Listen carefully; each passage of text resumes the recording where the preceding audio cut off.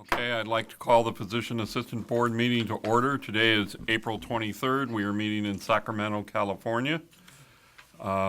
Julie, will you call the roll, please? Sure. Charles Alexander. Present. Jennifer Carlquist. Present. Sonia Early. Present. Javier Escobar Acosta. Present. Jed Grant. Present. Xavier Martinez. Here. Robert Sachs. Here. Mary Valencia. Present. Okay, we have a quorum. Next item on the agenda is number 3, approval of the January 22nd meeting minutes. Do I have a motion? I'd like to make a motion to approve the minutes. I'll second. Okay, discussion? Public comment? Okay, or call the roll. Charles Alexander. Aye. Jennifer Carlquist. Aye. Sonia Early. Aye. Javier Escobar Acosta. Aye. Jed Grant. Aye. Xavier Martinez. Aye. Robert Sachs, aye. Mary Valencia. Aye. Okay, the minutes are accepted. Next item is public comment on items not on the agenda. The board may not discuss or take action on any matter raised during this public comment section that is not included on this agenda, except to decide whether to place the matter on the agenda for a future meeting. Is there any public comment? No public. Okay, there being no public comment, we will move to item 17, which is budget update. We'll do budget update.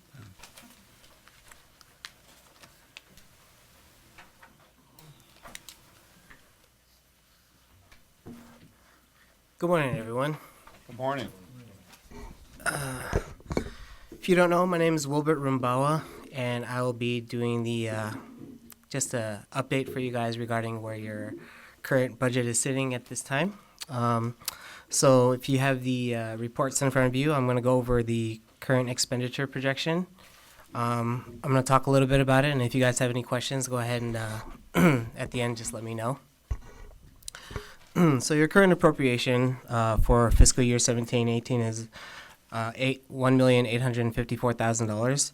At this point in time, we based on the extraction report that I ran, the board has currently spent $1,992,000 of their current appropriation. So, based on this, it looks like you guys are going to be reverting $116,000 by the end of the fiscal year.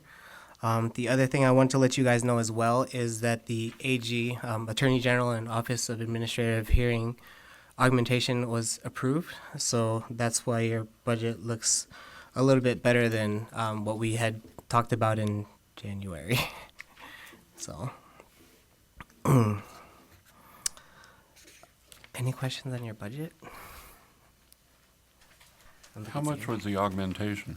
So the AG and OH augmentation was for $180,000. So $155,000 for the Attorney General's and $25,000 for the Office of Administrative Hearing. I have some questions. Yes. On line, this is common member 911. The current year expenditure is $7,500, but we have no budgeted amount. Yeah. So at this point in time, there's no current budget in there, but during the beginning of each fiscal year, we can look and see we can do like an internal redirect of budget line items. Mm-hmm. But the only issue with that is we don't know how you guys are typically going to spend each year. So we might have to do a budget realignment each year. But since we are at the beginning, that's something that we can work on. Okay. If that's what you want to do.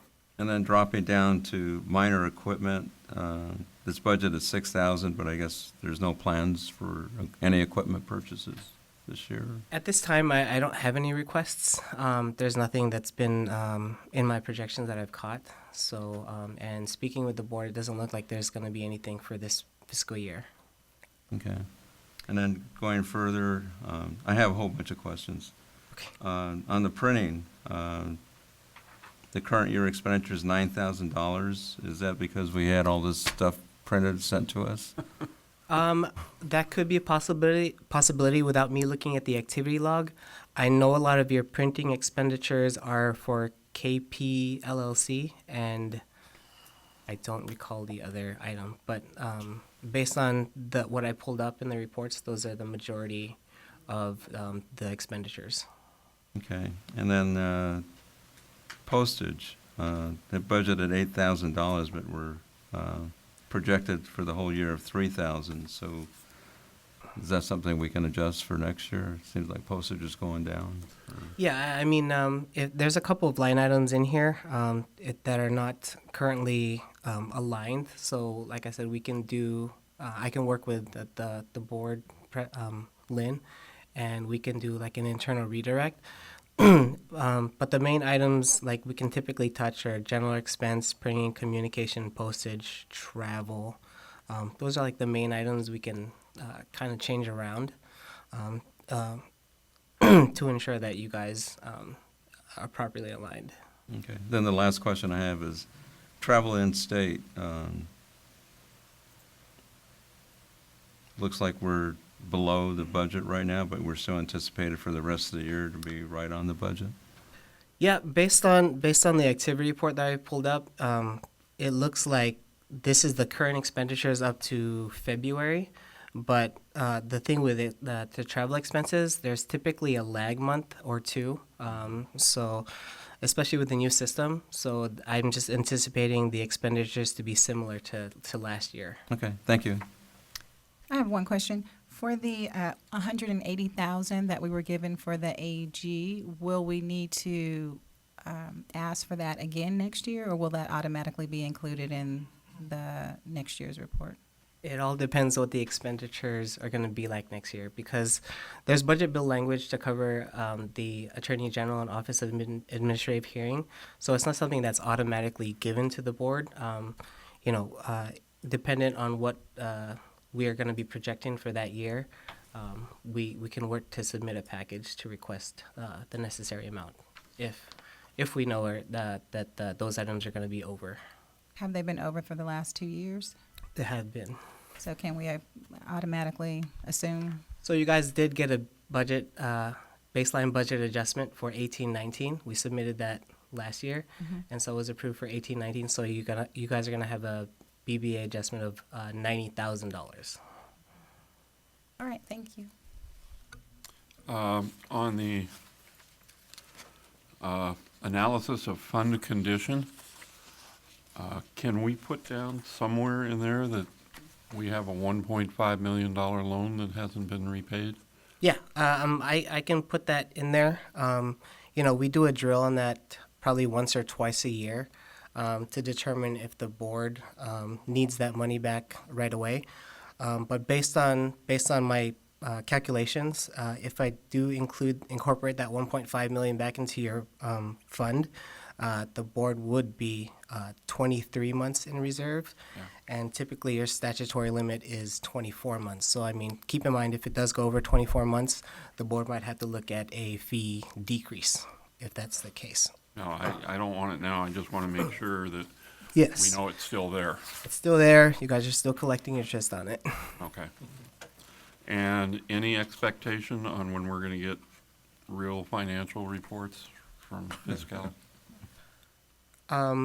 We are currently in the process. We closed fiscal month 7, so we're in the process of closing fiscal month 8 at the moment. So we're still working out the kinks in the system, but we do have a report that we can give to you, at least up to fiscal month 7. Okay, thank you. Does anybody else have questions? Public comment? Okay, thank you very much. You didn't shed any blood today at all. No, thanks, guys. Thank you for coming, Mark. All right, thank you, guys. Okay.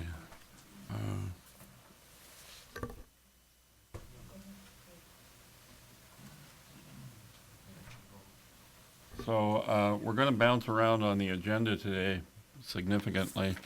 I'd like to recognize we have Officer Gary Paul here today from California Highway Patrol as our on-duty protection. We appreciate you being here. We hope we don't put you to sleep.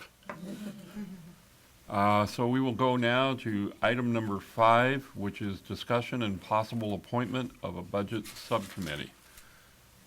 So everybody is aware of the problems that we've been experiencing with Fiscal, and at the last meeting, we discussed the possibility of forming a budget subcommittee, and obviously, I think the individual who is best qualified to be in charge of that subcommittee is the one that asked the majority of the questions this morning. So, Xavier, would you accept being the chair of the budget subcommittee for finance? What's the compensation? The same that the rest of us get. Yes, I would. Okay, do you want to have an additional member? I think we should have at least one additional. All right, I will leave that decision up to you. Who would like to be on that? How about the two Javiers? Okay, Yeah, I like numbers, and I would like to learn a little bit more from you, so that would be amazing. Thank you. Or do we have to do male, female? No, Which I'm used to always. whatever you desire. Okay. Okay, further discussion from the members? Okay, public comment? All right, I'll call the vote. Charles Alexander? Is there a first and second? Maybe not. Okay, I'll make the motion. Okay, thank you. Second. I'll second. Okay, further discussion? Okay, now I will call the roll. Charles Alexander? Aye. Jennifer Calquist? Aye. Sonia Early? Aye. Javier Escobar Acosta? Aye. Jed Grant? Aye. Xavier Martinez? Aye. Robert Sachs, aye. Mary Valencia? Aye. Okay, we have a budget subcommittee. We expect a 50-page report at the next meeting. It can weigh a maximum of 2 pounds. Okay. I've got time, 9 o'clock, so let's go to item number 13, discussion regarding possible development of a regulation and form to interpret renewal and waiver requirements for licensees called to active duty in the United States Armed Forces or the California National Guard. Anita. Good morning, everybody. I'd like to go through this really quickly. The reason why I've put this together is because the statute is not very definitive, and I need some input from the board as to how they would like the form to look and how they would like the regulation to, what verbiage you would like in the regulation. I don't know if you're, I've given you a brief discussion. I don't know if you've had a chance to read it. But BPC 114.3 defines call to active duty very well. It doesn't define it, so we've come up with it. It's a temporary duty assignment that takes somebody out of the United States. So active duty military can be within the country, but that doesn't qualify for the fee waiver. What qualifies is when they have to go out of country to a war zone, and that's what they consider active duty military. So my question to you members are, if they're being deployed and they're gone for the 2 full year renewal cycle, it's a given that we would waive the fee for the full 2 years. The question that I have that I need from the board is, if they're only gone for a portion of that renewal period, how would you like to give them the full waiver for the 2 years anyway, or would you like to prorate it either on a monthly basis or a quarterly basis? I'd like to give them the full waiver. Yeah, full waiver. Yeah, No matter when they come back? there's some confusing wording in here that I think we need to make sure that we clarify. Okay. And I looked online and saw the form. So the first thing I would do is take the Marine Corps checkbox off of there, because the Marine Corps doesn't have any healthcare providers. Which, The online form, I can pull it up. The second thing is TDY, or temporary duty, is not the appropriate abbreviation for this. Okay. So I would remove that. So if your intent is for people who are in the active duty military to be exempt when they are deployed, yes. that's one thing. That is an overseas assignment. If your intent is, our intent is to provide a waiver for members of the Air and Army National Guard or the reserve component to have a waiver when they are called to active duty, which may or may not be overseas, that is something different. So are you saying only if you're sent overseas do you That get is this how waiver? the Department of Consumer Affairs has defined active duty. Okay, that's an That they're- erroneous definition, that they're- because active duty is just a pay status, right? Right. And you can be assigned anywhere on active duty. I could be assigned across the street. Right. So, I understand, yeah, we okay. understand that. I'm just- And if I'm assigned active duty and then sent TDY somewhere, or temporary duty, I could be assigned to active duty and then sent to Panama for temporary duty for a year.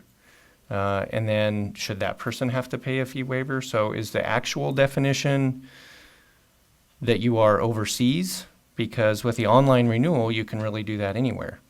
So I think there's, in my mind, there's some definite confusion about duty status and who qualifies for this waiver using the terms that are in here. Because as a member of the military, these terms are not matching up with what we do. Okay, so that's why I needed definition. The way that Department of Consumer Affairs defined active duty was they were deployed outside of the country.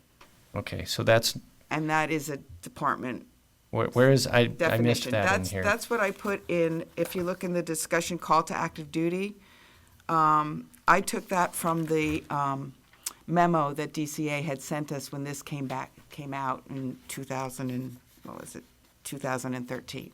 So they had given us a memo. So on- called to active duty and assigned overseas, that's the definition? Yes, sir, Okay. per the department. Go. I think, excuse me, I mean to interrupt, but I just wanted to clarify that the memo, I believe, was based upon the author of the bill that authored the legislation, but we'll take a closer look at that and see if that's consistent, just to double check. But my recollection, it's been a while, was that the memo was giving guidance based on the legislative history of the bill and what the author had intended. But if there is any extra wiggle room, we'll definitely take a hard look at that and see if it can be broadened to be more consistent with what most military and National Guard service people would understand the meaning of the word. Yeah, because I think if the intent is to reduce a burden on the person who is called to active duty away from their normal civilian job, then how we're defining that should really be called to active duty, and you're exempt from this fee while you're, on your your active duty orders. When you return from active duty, you have to pay it. But then you have a question about, what about people who have a California license who are on active duty normally? Right. Do we want them paying their fee all the time? They may be in West Virginia practicing with the Army, but they have a California license. Are they exempt? Is it only for reserve component people that get called to active duty? There's a lot of undefined things here that are kind of a Right, and mess. this is why Okay, we okay. needed this discussion. Yeah. As to how I you have a wanted to question. handle it. Does it matter? Can we, I mean, is there a huge number, or does it matter? Can anybody who's active at any point in time get a waiver until they're not? It could really affect our budget. In It- terms of, what are we in- talking about? In terms, I don't have an exact count of Guesstimation. how many people are, we've done a count for military, but they don't tell us if they're in the military now versus, I don't have anything where I can run a report that tells me these guys are active and these guys are retired. So the- we're talking about 10 people, 20 people? You know, Just In- guesstimation, When this bill first came out, I found a file that Glenn had kept, and we had maybe 6 guys in it okay. that had requested the waiver. And at that point, when they came back, Glenn was making them pay their past. Yeah, that's not right. Right. Right, that's So not right at all. we want to avoid that. Well, Okay, so, I can tell you there are 40 PA slots in the California Army National Guard. So and they're full. So there's at least 40 just in the Army National Guard. The Air National Guard likely has some. The Army Reserve likely has some. right. Those are just reserve. The problem with giving everyone on active duty this fee waiver is if you're in the active military, you're required to have a state license somewhere, doesn't matter where, then we are the state that does it for free. And now you have 450, which is the active duty number, roughly, PAs that are like, oh, California does it for free. Let's all get a California license, which is fine. Maybe they'll come back here and practice when they get out, but that's 450 licensees that you're working for free. Right, So, right. And that could affect the budget a lot. right. So I think defining what we're trying to do, if the intent is to take people who are in a reserve component, which means that they are not on active duty unless they are called to it for a reason, right? Such as deployment or something like that, but that their daily normal routine is that they are a member of the National Guard or Reserve, and they are called to active duty for whatever reason. During their time of active duty, they are exempt from these fees. Right. And then you could make it until the next licensing period, or however you wanted to do that, until the next time their license needs So- to be renewed. I'd like to incorporate the renewal document, the renewal questions into the waiver for the fee, so that they can renew and request the waiver at the same time, and they don't have to send us 2 forms. Okay. So if everybody's okay with that, I'd like to be able to incorporate the 2 renewal questions that we have. This way, if they're not CME compliant, we do have what we call military inactive, which means they can't practice at all. So if they're deployed and they can't get their CMEs in, and they answer the renewal questions that they're not CME compliant, they still get to waive their fees, but we make the military inactive, which is very unusual because most of the time the military requires them to maintain we their can't- CMEs. You can't, We have to be credentialed in the military as well. We can't practice without maintaining our CME, so that probably would not happen. right. There is the option if that does happen, though. We do Okay. have that option. And we can put that, are you renewing as active or inactive? And Is we'll there any way we define- can clean up the definitions? Yeah, Yeah, that's, Yes, I have a question because this would apply to other boards, right, and commissions? I mean, It like does. the medical board and whatever, so doesn't the definition have to be cleared up at a higher level, not just our? well, I did include copies of the 2 military waiver applications that I found from other boards, and the Med Board was one of them. And they still require the military, even though they're requesting the waiver, to pay the $12 cures fee, and they Yeah. have also a $25 mandatory fee for a loan repayment program that they have. So they still require them to pay those 2 fees. Well, I think I'm talking more about the actual definition. I mean, it Well- doesn't have to be a, Right, and that's what Jed and I were discussing, and we would put that in. It's not, the only definition I have for active duty is what the Department of Consumer maybe I'm Affairs not put making out. myself clear. It has to be at a higher level. I mean, it's going to be applied to all boards and commissions. The when problem is definition- there's no general rulemaking authority that would apply to all the boards. Every board has its own independent rulemaking authority, and so each board promulgates its own regulations or forms. So that's the problem, that there's no legal requirement that every board adopt the same definition. So that's why you can only control what's under your authority right now, and that's to decide how you want to implement this law. I do agree that you won't be able to waive the cures fee because that's a separate law that requires every board to collect that fee at the time of renewal. So that's the $12 you won't be able to, in my opinion, would have difficulty waiving because that law is mandatory regardless of. So if we come up with a definition, it would only be for this board, and everybody else Correct. could do something different, Correct? Yes. which So- doesn't make sense to me, but. yeah, that's pretty crazy. This BNP 114.3 that you included in the packet seems pretty clear to me that the intent is for National Guard and Reserve people, right? So these are people that normally have practice in the civilian world, and they are called to active duty for whatever reason. And during that time, they cease practice in a civilian environment. They practice only in a military environment, which is what this says. Yes. And that when they want to return to a civilian practice environment, they have to pay the fees. But the fees are waived while they're in a military practice environment. Right. So I think that's pretty clear that this is talking about Guard and Reserve people. But I think that when we make our form or we do this process, we should be very clear that this is for National Guard and Reserve people, not those people that are on long-term active duty status. Okay, Does that make sense? yes, yes. And the forms I was talking about that you included from the Medical Board and the Board of Podiatry all have a checkbox for the Marines. Make sure- yeah. You don't need to put that on there because there are no healthcare providers in the Marine Corps. They're Okay. in the Navy. Okay, so I And didn't know if you liked any of these forms, but okay, they're okay. We should also add the Coast Guard to this. Yes. Don't want to leave out our Coast Guard friends. yeah. So they're considered part of the armed forces? Yes, Absolutely. Okay, I'm not clear. they are. And the reason the Marines are not included is because the United States Navy provides all health care for the Marine Corps. Okay. So, but we're talking just the Reserve, the National Guard, and the Coast Guard.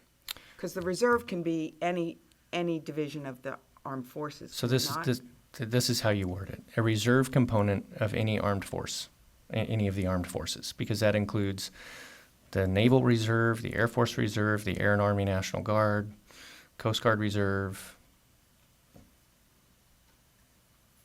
Gotcha. Thank you. And then instead of having them send us a duty statement when they get assigned, I was wondering if I can put a spot on the actual form for their commanding officer to fill out and sign. And this alleviates extra paper, or is it easier for them to just include a copy of their duty statement instead of having their commanding officer sign off on the form? Most of the clients require the leave and earning statement or the other option, Duty statement, the duty So- statement. signs there. So either one of those would be Yeah, easier than, having the commanding officer sign it is They not a good won't- idea. they won't Okay. like Have that. Lots of other important things to do. Gotcha. So there are lots of ways to certify service. Leave and earning statement is one. Another one is a DD 214, which is a form that the service member gets when they're released from active duty. So I think either one of those is Okay. So fine. we DD want- 214 is generally the accepted form for that. Okay, but that's when they come back. Correct. When they leave, I want them to send in the waiver form before they leave. And you are requiring And what a proof of their service before they serve? well, no, they'll get a statement, right, that says this is where you're going on this date? They get orders, but orders could be Orders. revoked or changed. So it's hard to certify service before the service is performed. Pretty much impossible. Because at the last minute, I'll give you an example. In 2004, I was supposed to go to Iraq. 3 days before I was due to leave, they said, "You're not going." Okay. Okay, And then the next year I went somewhere else. So I think it's tough. They could certainly tell you, "Hey, I'm on orders. This is where I'm going to go." But really would make more sense to do it when they need to renew from the military perspective, so my from the service member question then perspective. comes, if they come back and renew, and they can't prove that they were where we defined active duty or temporary assignment. So I think that's the key, is that you're not defining this by location, you're defining it by status, right? So when it doesn't matter where they go. If they are called to active duty, right, they're normally only a part-time soldier, airman, Okay. whatever. They are called to active duty for a given amount of time. When they return, and they're then during that time not practicing in the civilian environment, when they return to practice in a civilian environment, that is when, during that time of military duty when they could not practice in the civilian environment, is the time that they would be exempt based on this, right? Okay. So not defined by where you are located, but defined by your pay status, which is when you go from a part-time service member to a full-time service member, that would be the time that you're exempt. Okay. not based on location. So, Okay, can we have this set up for the next meeting? We're very time sensitive today. We've already spent 20 minutes on this. Sorry, I'd be happy Oh. to work with you offline to help Yeah. work on these that, definitions. that would You've be got great. 2 former military and 1 active military, so reach out to us. I will. and, Thank you, sir. So now, why don't we go to the item 14, the one regulation you wanted to very briefly talk about, number A. It was 1399-514, the renewal of license. I got word this morning, sorry, Bob, but I got word this morning that is now with agency. Agency has 30 days in which to review, so we should have that by the end of May to send it to OAL for the 45-day. And the retirement status, we should get back from agency at the end of this month. Okay. And that will go to OAL for filing, for Okay. a 45-day notice. So we are going to table 14, B, C, and D until the August meeting in the interest of saving some time. Thank you. Next on the agenda will be Kim Kirchmeier from the Medical Board. Good morning.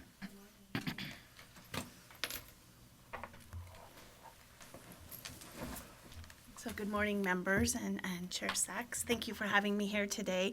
Just a brief update on some things that happened at the Medical Board meeting last week. We actually met April 19th and 20th in Los Angeles, and we actually had a very long meeting due to significant bills, which you guys are probably all going to also be reviewing.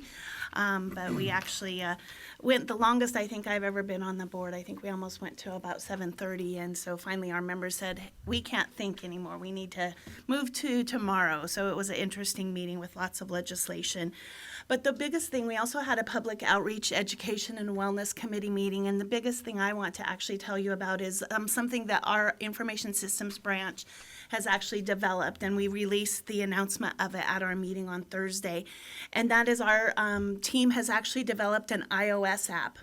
And so it's going to be the Medical Board's application. And individuals are going to be able to go out to the Apple Store, purchase this application, and then once they get in, it looks very much like our normal website. We will be doing future enhancements to that to where there's more information for our licensees and applicants that they can get specifically from the application. But the biggest thing is that a consumer is going to be able to go out to this website, look up their physician, and then basically follow, we're using the word follow because it's, social media, they're going to be able to follow that physician. So I can go in and I can assign, Dr. Smith as, my primary care physician. I can assign Dr. Jones as my obstetrician. I can assign, whatever name, Dr. Patel as my son's physician. So the great thing about following those individuals is then once anything happens with that physician, so if they change their address, if they change their survey to where maybe right now they're only doing 20 hours of administrative work, but they're going to be doing more, and so I know that my, it's going to be limited for possibly how long it takes me to get an appointment, or if they have an accusation filed against them, or if they get suspended, if they have any documents, a felony conviction, anything that gets posted onto their website. As soon as that occurs, it's going to send an alert to that individual's device. Right now, it's going to be either your iPhone or your iPad, and it will notify that individual of the public or whoever wants to follow that individual that action has been taken or that physician's profile has changed. So it'll come in very much like an alert that comes in when you get a text message. So it'll be there if you're on your phone, it will pop up right there in front of you. Or if it is actually something, your phone's off and when you turn it on, it'll be an alert right there. You'll be able to click into that alert and go right to that individual's profile. So we're very excited about this because one of the, consumers' complaints is, hey, I go out and I may look at my physician once, but then I never know what's going on with that physician afterwards. I don't go in proactively. So this is one way that we're being proactive for the public so they will be able to get that information. So we're going to probably be rolling that out probably in July. We wanted to get feedback from our members first. For right now, again, it is only going to be Apple products because that's what it was built on. building on Apple and Android are very different, and so we had to go through the Apple store first to kind of lay everything out, and so the next step will be also going into the Android world for those that don't have Apple items. So that was one of the biggest things that we actually talked about at our outreach meeting. And then the other thing is we have developed a new seal, and we're going to be doing new branding around that new seal on our newsletter. And basically all of our items that we send out to individuals are in the process of being redesigned and worked on. We also had a presentation on Alzheimer's disease and basically the detection, diagnosis, and disease management on that. So that was a really good presentation, and they provided some guidelines that we'll be posting on our website. Then the other thing that we talked about and had a presentation on at our full board meeting is we actually had a presentation on age, competency, and Stanford's late career practitioner policy. I think all boards right now are dealing with aging licensees and what do we do in that realm? What do we do in that world? And so we kind of wanted to hear from Stanford, because Stanford, I believe, is one of the only entities that's really come out with a policy on that. And so we had a presentation from Dr. Weinecker, and I would recommend it. It was an excellent presentation, and she is just an outstanding physician, and that they tackled this issue has been a big item for them. And, they had a lot of pushback at first, but it's something that I think that was just, it was very interesting as how they tackled this issue. And then we also had it from our last meeting, AB 1795 is a bill that was authorizing paramedics basically to be able to transfer to an entity other than the emergency room. And the two places were a behavioral health center or into a sober center. And so our members had asked for presentations for both of those entities, like what does that look like? What do you do when those individuals come in? How are they diagnosed? How are they triaged when they come in the door? And so we had a presentation from an individual from each of those facilities trying to give our members background on that bill so they could know what that involved. And so that was a really good presentation that we heard. Then, as I said, we had numerous legislation. The biggest bill, a couple bills. We had a lot. There's a lot of opioid bills out there right now. A lot of those we either supported in concept or supported if amended on some of them. And so those were some of the big bills that we took positions on. Obviously, I think for us, one of the biggest bills we took a position on was SB 1448. I know it doesn't pertain to physician assistants, I don't believe, but it does pertain to physicians, and that is patient notification. So if a physician were to go on probation, they would have to notify their physician or their patient that they're on probation. This is something that's been really big in the medical board's world for the last several years, as we even went through sunset. As the legislation's written right now under Senate Bill 1448, it would require all physicians that go on probation to have to notify their patients. The medical board actually took a support, if amended, to go back to the position that the former version that we had supported in the last year, and that was basically only for those cases involving sexual misconduct during practice or with a patient, those related to drugs or alcohol during practice, felony convictions during practice, and those individuals who have prior disciplinary action. And so that's the position that we came out with that one, and that was one of the biggest bills and had a lot of public comment on that one. We did also go over a lot of other things, including our regulations. Just so you know, the regulations on physician supervision, we're waiting for that to be completed so we can move that forward to the Department of Consumer Affairs. And obviously, we're working with Ms. Forsyth and her staff on getting those final documents. And so as soon as we receive those, we'll be able to forward those over to the Department of Consumer Affairs. Some of the biggest things that are happening with the medical board as well, and we talked briefly about this at our meeting, is that we are going to be doing a lot of outreach and education to postgraduate training programs, because as you know, come January 1st of 2020, it is going to be required for 3 years of postgraduate training for all licensees, no matter where you graduated from medical school. And so that's something that we're really working on, both changes to our regulations and changes to the BREEZE system in order to get that going. And then lastly, we had a presentation on basically on the use and impact of cannabis to patients. Dr. Grant came and spoke to us, who was actually from the Center for Medicinal Cannabis Research. It was an excellent presentation. I would recommend it to this board.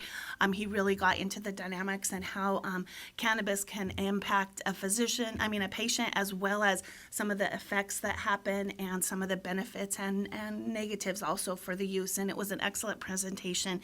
And then what we also had on our agenda that our board voted and adopted, where we did have changes, because I know that this board has looked at our our guidelines for the recommendation of cannabis for patients, and we did make some changes to that, as you may remember, and I think, Ms. Forsyth, this board has seen our guidelines, correct?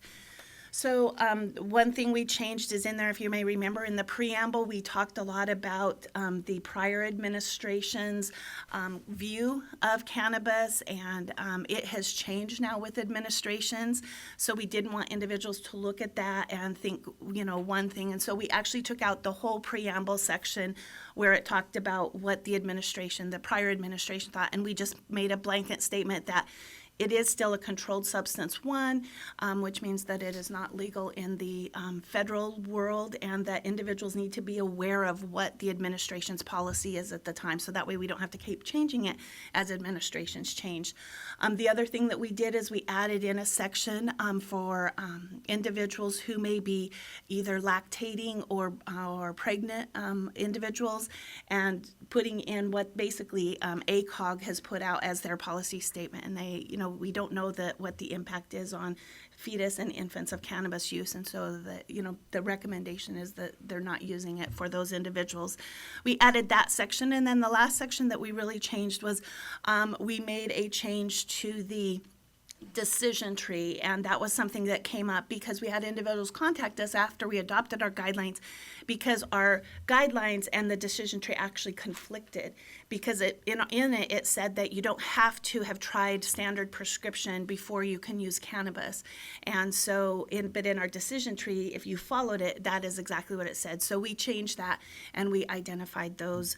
So that was our board meeting. Just one other thing I wanted to update you on is that Ms. Forsyth and I have been working a lot on the output of the audit, and we've been working together. We have policies that we've actually already drafted. It was something we already had in process, and so those policies have been developed. And the other great thing is that Ms. Forsyth and our complaint unit manager are actually meeting once a week now to go over everything that's happening with the complaints for the physician assistant board and how those are being processed. And there's a lot more communication between those individuals, which will definitely assist in that. And with that, that concludes my report, and I'm here for any questions that the board may have. And again, thank you, Ms. Forsyth, for all her assistance and just the real collaboration that our two boards have. I have a quick question on that iOS Apple Breeze or Apple product. Uh-huh. Are you getting the information from Breeze, or are you guys? It is. It's coming from Breeze. Okay. Yeah. Now that they're able to do web services, so that was something really when they switched over to the new profile lookup in October, it is authorizing our board now to have these functions to be able to run that program outside of it. Thank you. Other questions? You mentioned Android rollout a little later. How late behind the? So it probably more towards the end of this year. And again, the reason that we did that is we went actually back and looked at our Google Analytics, and I believe it's 70% of the individuals who are using a phone or a tablet, iPad type of device were Apple users, and so that's why we started there. Okay. Yeah. I'm not an Apple user, so for me, I'm like, really? So, But yeah. the statistics stood for themselves, so I had to go Or along should with go buy it. an Apple phone now. I Okay. know, huh? I have one quick question. Sorry. Thank you for being here again. I just wanted to know if you know offhand what you guys decided on the three bills that were packaged together, AB 1751, 52, and 53 by Lowe. They were more related to the cures. Yes, so, gosh, I have to look at them to see, because they're, okay, 17. So actually, all of those bills we had heard at our January meeting, and 51, I believe, is, I might get this wrong, 51 is, Christy, do you know what 51 is? Do you have it right there? It's the DOJ agreement with other state databases. Okay, so we supported that one. We Okay. completely agree with that. 52, do you have Is what 52 is? to create a Schedule 5 and to allow the pharmacy board. Yes, we supported that one if amended, because we didn't like that pharmacy board could add anything. That bill has now been amended, and so now we are in a support position on that one. Perfect, thank you. And then 53, we didn't actually take a position on, because it's kind of outside of the world of the medical board. Right, okay, thank you. You're welcome. One question on the postgraduate, are they going to get a different license than what individuals are now getting? Quasi. So they're actually going to get, when they come in, anybody after January 1st of 2020 who is in postgraduate training in California now will have to get a postgraduate training license, okay? In the past, what has happened is if you were an individual in U.S. or Canadian, graduated from a U.S. or Canadian medical school, you actually had to have nothing except for a registration. For those that were an international medical graduate, you had to go through kind of an application process, and we would issue a postgraduate training authorization letter. We weren't saying that you could be in any specific program. It was just like, yes, you can come into California, you meet the requirements so far, you can come into California and go into a postgraduate training program.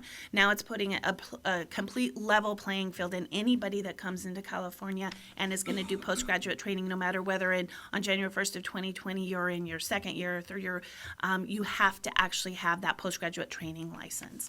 And so everybody will get Do those. you know if they'll be able to get a DEA license while they're So we've talked to postgraduate? DEA. We've been told that as long as it is a license, which is what we're issuing, that they will be able to get a DEA. And then one of the other big questions is moonlighting. And so when we wrote the law and worked with the author's office in writing that, we put in that any service that is being provided by this individual that is approved by their program director is authorized under this section. We also allowed, signing death certificates and birth certificates. Those are some other questions we had. We put that all in the law, but it's anything that the postgraduate director believes is appropriate. So if they want to allow them to do moonlighting and they sign off on that, then that's going to be allowed. Perfect. Thank you very much, You're Kim. welcome.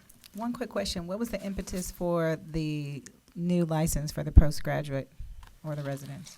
So it wasn't so much on the license as it was on, we believe that 1 year and 2 years of postgraduate training is not enough. And so we believe individuals need to go through 3 years of postgraduate training.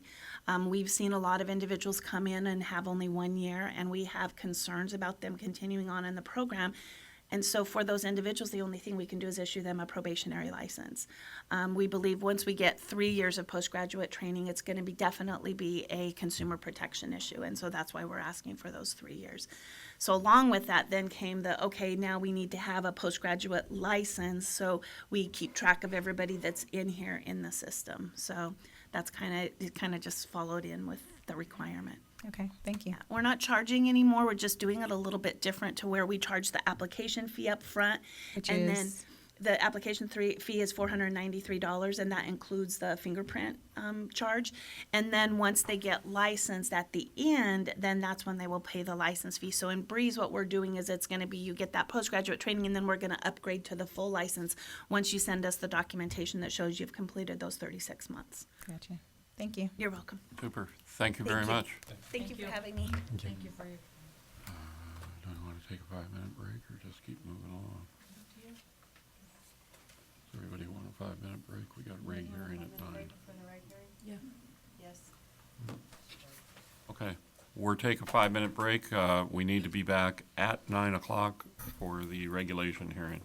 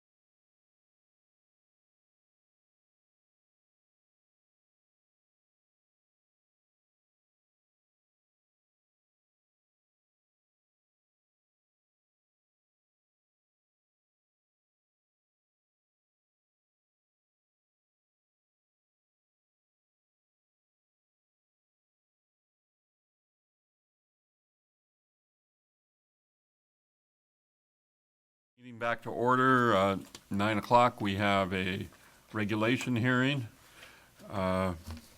First regulation is 1399.531 and 1399.532. My name is Robert Sachs. I'm the president of the Physician Assistant Board, and I will be presiding over this hearing. Today's date is April 23rd, 2018, and this hearing is beginning at approximately 9 o'clock. This is the time and place set for the Physician Assistant Board to conduct a public hearing on the proposed regulatory changes to sections 1399.531 and 1399.532 of Title 16 of the California Code of Regulations, as described in the notice published in the California Regulatory Notice. Can we please call the roll? Is there somebody here to call the roll? I can call the roll. I can call the, can I call the roll? Sure. Okay, I'll call it. Charles Alexander, Present. Jennifer Colquist, Present. Sonia Early, Present. Javier Escobar Acosta, Present. Jed Grant, Present? Xavier Martinez, Present. Robert Sachs present, Mary Valencia. Present. Okay, so we have a quorum. At this time, the hearing will be open to take oral testimony and or documentary evidence by any person interested in these regulations for the record, which is now being made by tape recorder. All oral testimony and documentary evidence will be considered by the Physician Assistant Board pursuant to the requirements of the Administrative Procedures Act before the board formally adopts the proposed regulation to these regulations or recommends changes which may evolve as a result of this hearing. If any interested person desires to provide oral testimony, it will be appreciated if he or she will stand or come forward and give his or her name and address, and if he or she represents an organization, the name of such organization, so that we will have a record of all those who appear. If it is the desire of the board that the record of the hearing may be clear and intelligible, and that the hearing itself may be orderly, thus providing all parties with fair and ample opportunity to be heard. Are there any questions concerning the nature of the proceedings and the procedure to be followed before we begin? The first person to testify is, there seeing none.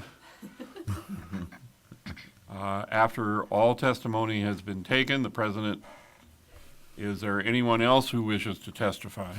Don't all rush up at once. Okay, at this point, the hearing is closed. We will take the vote.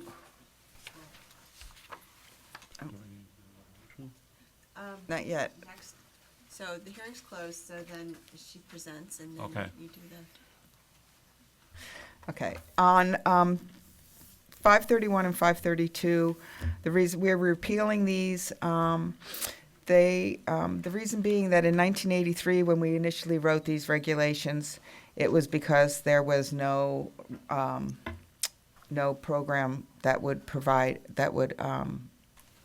accreditate these postgraduate programs. Since then, they are now accredited by other agencies. The board is really not in a position to review or accredit any because we don't have the facilities or the time.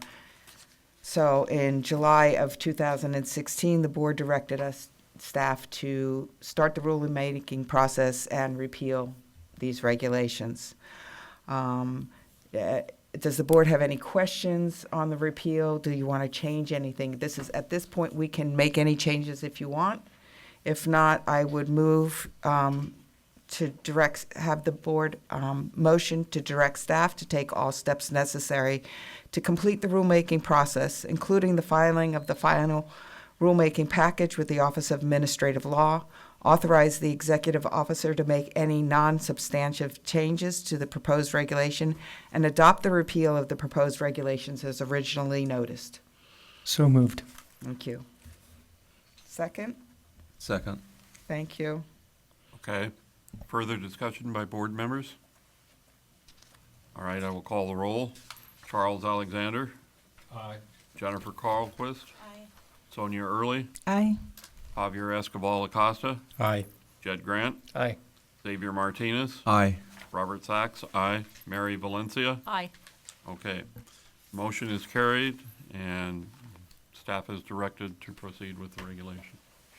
That concludes the regulation hearing on item 1399, 531, and 532. We will now move to the second regulation, 1399.573. My name is Robert Sachs. I am the president of the Physician Assistant Board, and I will be presiding over this hearing. Today's date is April 23rd, 2018, and this hearing is beginning at approximately 9 o'clock. This is the time and place set for the Physician Assistant Board to conduct a public hearing on the proposed regulatory changes to Section 1399.753 of Title 16 of the California Code of Regulations, as described in the notice published in the California Regulatory Notice. At this time, I will call the roll. Charles Alexander, Present. Jennifer Carlquist, Present. Sonia Early, Present. Javier Escobar Acosta, Present. Jed Grant, Present. Xavier Martinez, Present. Robert Sachs, present, Mary Valencia. Here. At this time, the hearing will be open to take oral testimony and/or documentary evidence by any person interested in these regulations for the record, which is now being made by tape recorder. All oral testimony and documentary evidence will be considered by the Physician Assistant Board pursuant to the requirements of the Administrative Procedure Act before the board formally adopts the proposed amendment to these regulations or recommends changes which may evolve as a result of this hearing. If any interested person desires to provide oral testimony, it will be appreciated if he or she will stand and come forward and give his or her name and address. And if he or she represents an organization, the name of such organization, so that we will have a record of all those who appear. It is the desire of the board that the record of the hearing may be clear and intelligible, and that the hearing itself may be orderly, thus providing all parties with fair and ample opportunity to be heard. Are there any questions concerning the nature of the proceedings or the procedure to be followed here before we begin? There seeing no questions, we will proceed in chronological order to consider the board's proposed regulation. The first person to testify is. There seeing no individuals to testify,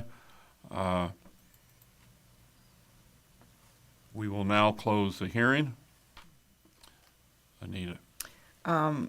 Section 1399.573 is unlicensed practice. The amendment gives the executive officer the right to administer a citation for any unlicensed activity. Originally, it was just for those that had had a license in a delinquent status. So we've amended it to include any unlicensed activity. This was approved by the board to move forward back in February of 2015. And as of this date, which I forgot in the last one, as of this date, we have received no comments from the public. Is there any changes that the board would like to make to any of the proposed language, or would you like to move forward? If we're moving forward, the motion then is to direct staff to take all steps necessary to complete the rulemaking process, including the filing of the final rulemaking package with the Office of Administrative Law, authorize the executive officer to make any non-substantive changes to the proposed regulations, and adopt the proposed regulation as originally noticed. So moved. Second. Thank you. Further discussion? Public comment? All right, I will call the vote. Charles Alexander, Aye. Jennifer Carlquist, Aye. Sonia Early, Aye. Javier Escobar Acosta, Aye. Jed Grant, Aye. Xavier Martinez, Aye.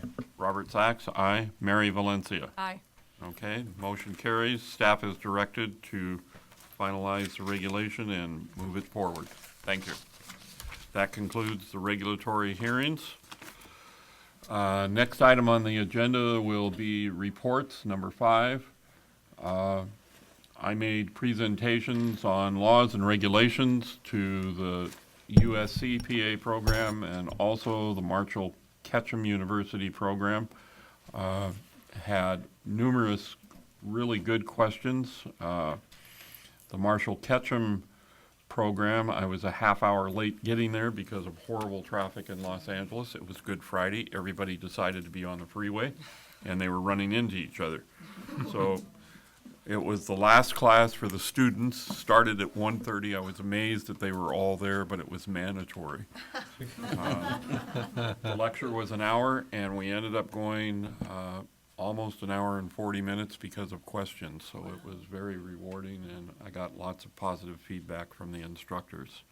And that concludes my report. So we will move on to Ms. Forsythe. Okay, just a very brief update. Our DCA internal audit has been concluded. We came up with, they discovered 14 different areas that we need to either correct or revise. As Ms. Kirchmeier indicated, we are working very closely with the medical board to fix the issues on that side.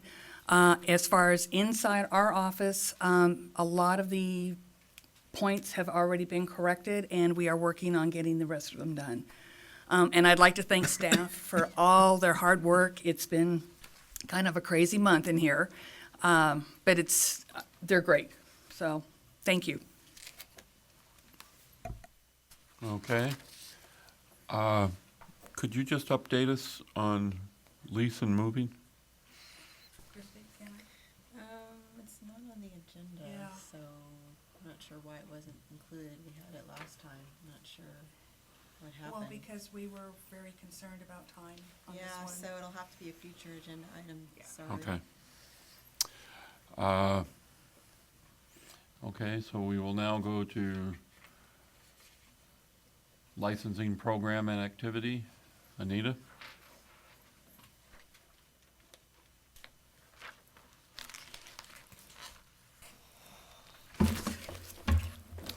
From our last meeting in January until April 3rd of this year, we have approved 205 applications. And we have, I put a new report, we got access to a new report called License Performance Measures. And these performance measures are based on a time frame, which was better than getting like a whole year. So it's more accurate. So this is just for the last quarter. As you can see, we're processing completed applications in 21 days, which is, I think, pretty good. And we have 12,043 active current licensees. Are there any questions? How many days have you shortened the time period? We've gone from 34 to 21. Impressive. Thank you. Further discussion? Public comment? Okay, we will go to diversion program. Lynn Forsythe? Okay, as of April 1st of this year, we've had 2 voluntary referrals. There's 12 board referrals for a total of 14 participants. Since the program started, we've had a total of 150 participants in the diversion program, and currently 136 cases have been closed.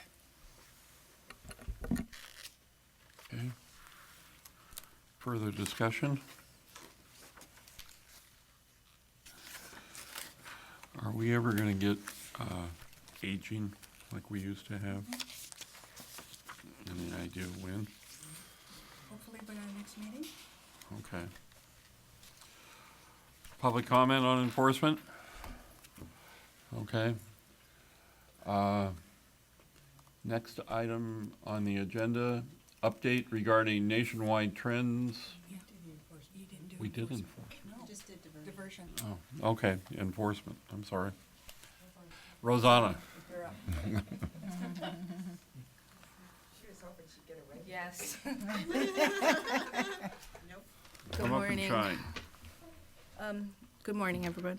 As of January 1st, 2018 to March 31st, 2018, we received 114 complaints.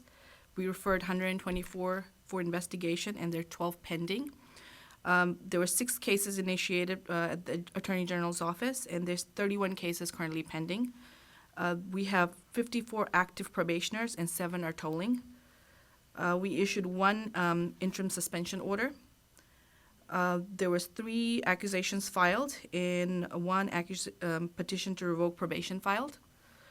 There was 3 licensees placed on probation. There was 2 surrenders. 4 probationary licenses were issued, and 1 petition for termination of probation was denied. For citations, we issued, there are 6 citations pending from previous quarter, which is October 1st, 2017 to December 31st, 2017. Fines due from previous quarter from same October 1st, 2017 to December 31st, 2017 was $2,250. There were 6 citations issued in the current quarter, which is January 1st to March 31st. Two citations were closed in the current quarter. 1 citation was withdrawn from the current quarter. There's 3 pending current quarter citations. Fines issued in the current quarter is $1,750. Fines received in the current quarter is $750, and total fines due from previous and current quarter is $3,250. I have a question. Yes. On the fines from the previous quarter, are you in the process of collecting those now, or? Yes, so a second letter has been sent to them that you were issued a cite and fine. You have to comply, otherwise your license will go into inactive status. So, Okay, thank you. any other? I do. I have a question. So of the 114 complaints received, how come none were closed without referral? And what is involved in doing that? So once a complaint is received, our CC unit and medical board, the complaint is initiated, a case is created in Breeze. It is then brought to Lynn Forsythe to whatever the, I'm sorry? Yes, the analyst. Well, whatever their recommendation is, either it's going to be closed, no violation, or if it's going to be sent for medical consultant review, or, there's a request for medical records. So at this time, the complaints that were received, they're all closed without referrals. I'm sorry, I'm so nervous today. So all of them were sent over for any kind of further investigation. It wasn't closed for any, no violations. Right, Yeah. I get that. That's kind of what I'm asking Right. is trying to get a feel for what kind of screening some of these go through. Right. Looking at our costs that we're Mhm. spending on this area, which is great.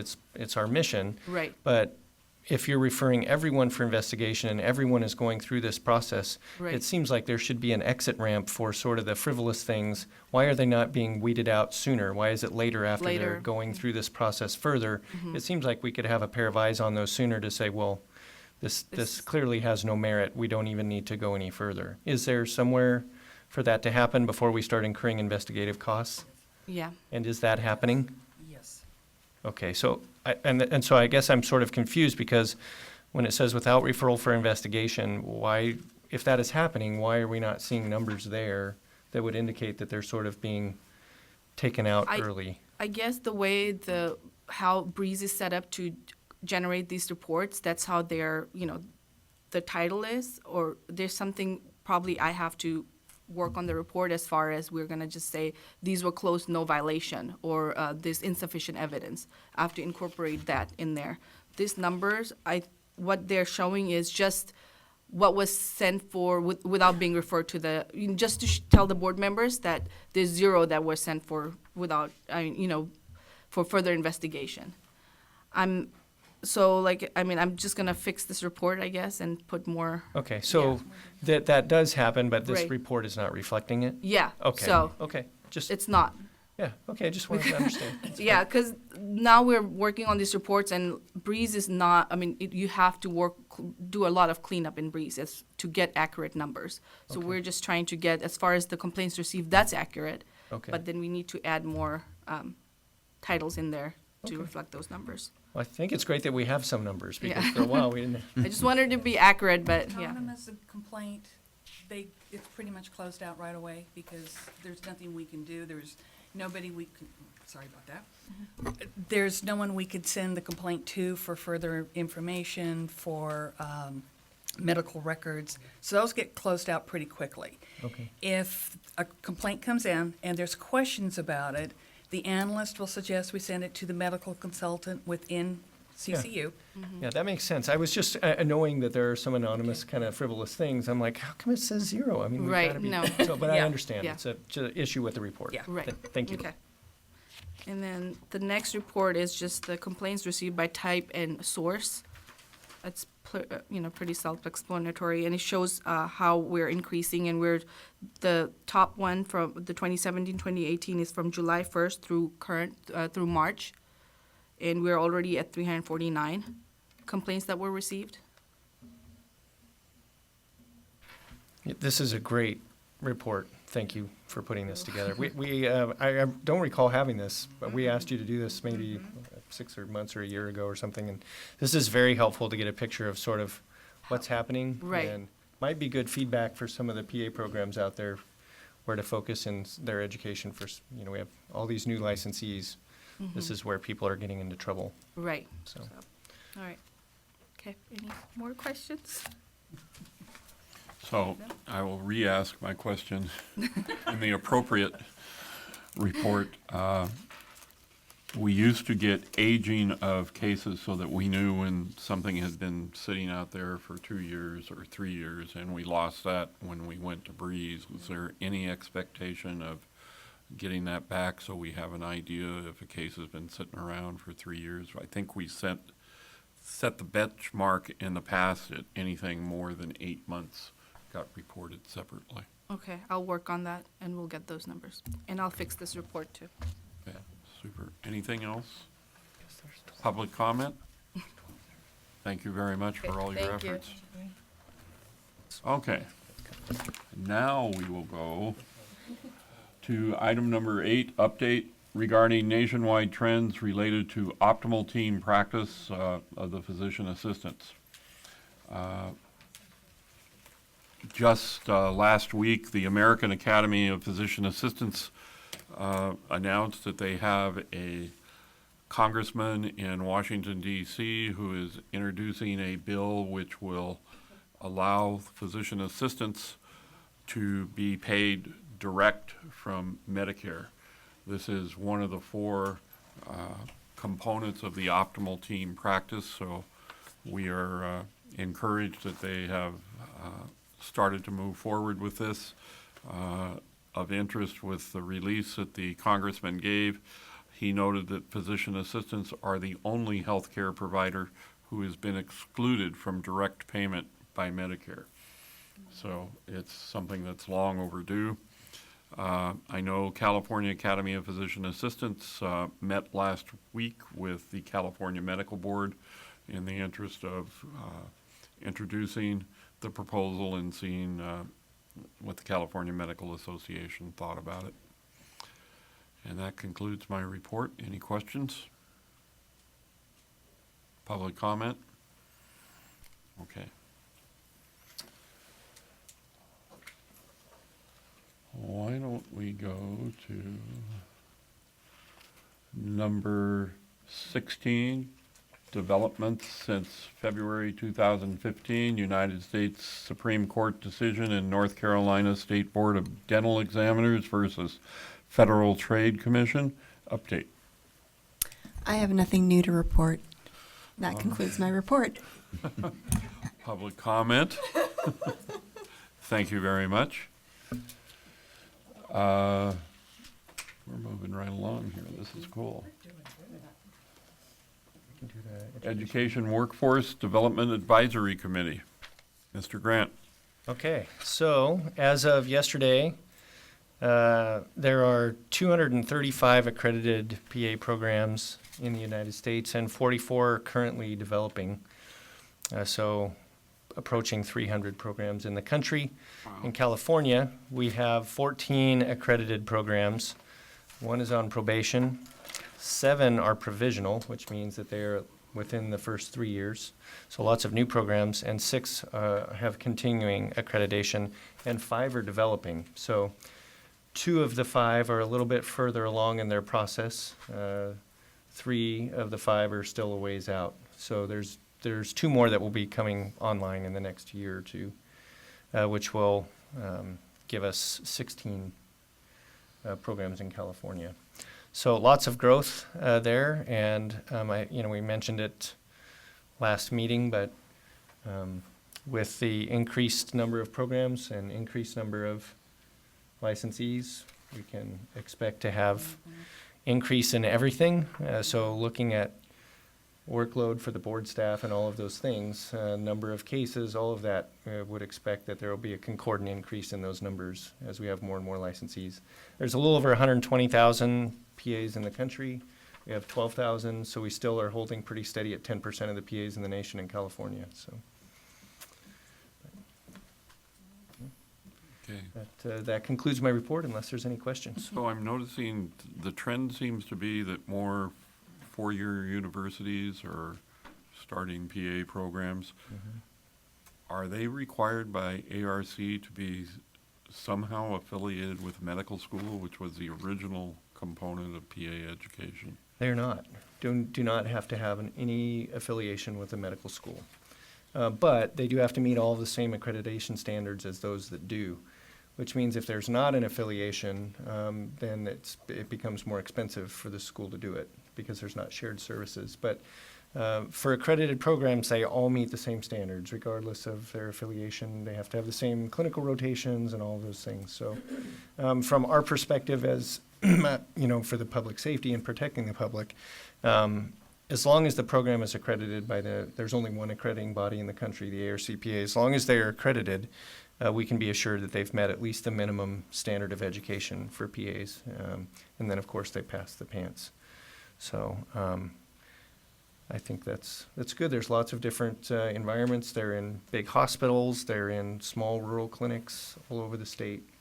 So it's good to see the growth. The main concern really is the clinical rotation sites, which becomes really difficult for the programs to make sure they have places for all of these students to rotate, and as well as the traditionally clinical rotation preceptors were not paid and have not been paid, and most of the PA schools in California do not pay the preceptors. They offer continuing medical education and things like that, but as there is growth and competition, we've seen on the East Coast that it's increasingly common to pay preceptors, and those costs are passed right along to PA students. The median cost of a PA program in California is right around $100,000. So those costs will go up if preceptors have to be paid. So, Wow. Jed, the one on probation, were they accredited then, went on?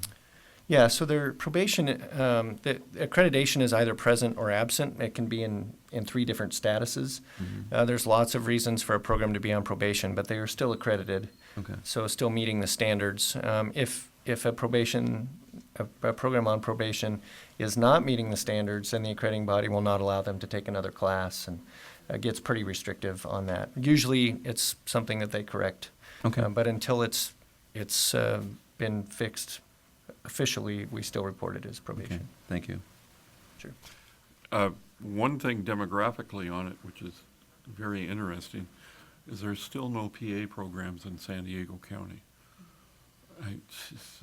Anybody have an idea why?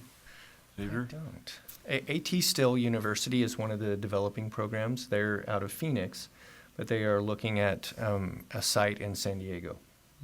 So they're one of the that are developing a little bit further out, but so they have goal to get there based on the documents that they've submitted. So. Okay. And then another one in Monterey Bay. Okay, several years ago, I had a client who was a PA running for Congress, and since I'm on the University Council at Cal State San Marcos, I brought them together, and there was a potential for a program to start. Unfortunately, another organization put the kibosh on it, so it just died. And I remember that conversation. Yeah. So I know who the other organization was. Yeah. Okay, well, I just think San Diego is a big area, and particularly since they have a lot of military down there, it would be an appropriate place to have a PA program where military could participate, so Yeah. that's good. Yep. Lots of programs in the LA area. It's not too far away, but Yeah. it'd be where nice to have one there. preceptors are slim. Yep. Further questions? Public comment? Anita? We contacted the AR.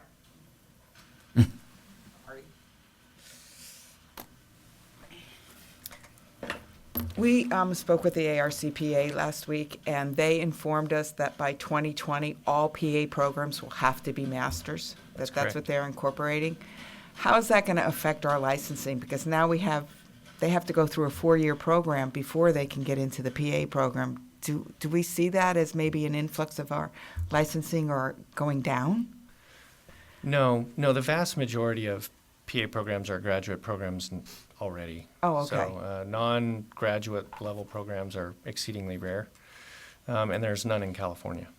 So from the licensing perspective, it doesn't, I'm not aware of anything in our regs that requires any certain degree. They have to have attended an pass the accredited program, PA yeah. program and passed the national certifying examination. So from our perspective, what their degree is doesn't matter. Okay, thank you. However, as we increase the number of programs in California, that will impact your numbers. Okay, other questions for workforce? Okay, public comment? All right. Do we want to take a break? Legislation. Yeah, that's going to be more than, that's going to be an hour at least. Right, but we have a half hour to. Do we want to do some of the legislation now? Just I a mean, few of the Yes, but bills. she's printing something out. I have Julie printing the items out. Okay, all right, well, we'll do that after we do all of our other things.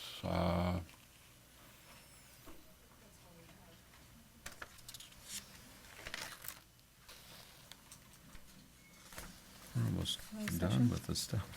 Want to do closed session? Seen something? Could we go into closed session for a half hour? No, Okay. because we only have 15 minutes and we have to go to the hearing. You have to set up. We've got, We have to set up. Oh, for the, yeah, oh, okay. We have a time sensitive. So that's why I'm saying maybe to go over some of the bills that, Okay. that Until she brings the handout, it's just maybe this the ones that spreadsheet. haven't been updated yet. Yeah. So what do you think? Maybe What go about over in the item bills? 7? We've only got 10 minutes. Yeah, there's a We few could, that should- let's keep it clean and do it all at one time. What about the DCA update? Is anyone gonna do that? Or Yeah, we don't have anybody here for it. do you just wanna report that there's no one here? Or- Yeah, you can do that. Just say there's. Okay, so item number 7. 7, Department of Consumer Affairs Director's Update, DCA staff may include updates pertaining to Department's administrative services, human resources, enforcement, information technology, communications, and outreach, as well as legislative, regulatory, and policy matters. We are aware that there was a big meeting this morning starting at 10 o'clock, and I suspect that's where the Consumer Affairs representative is. So we will wait until our August meeting for an update from the Department of Consumer Affairs. Okay, with that, we will take a break until 10 o'clock when we will have the hearing.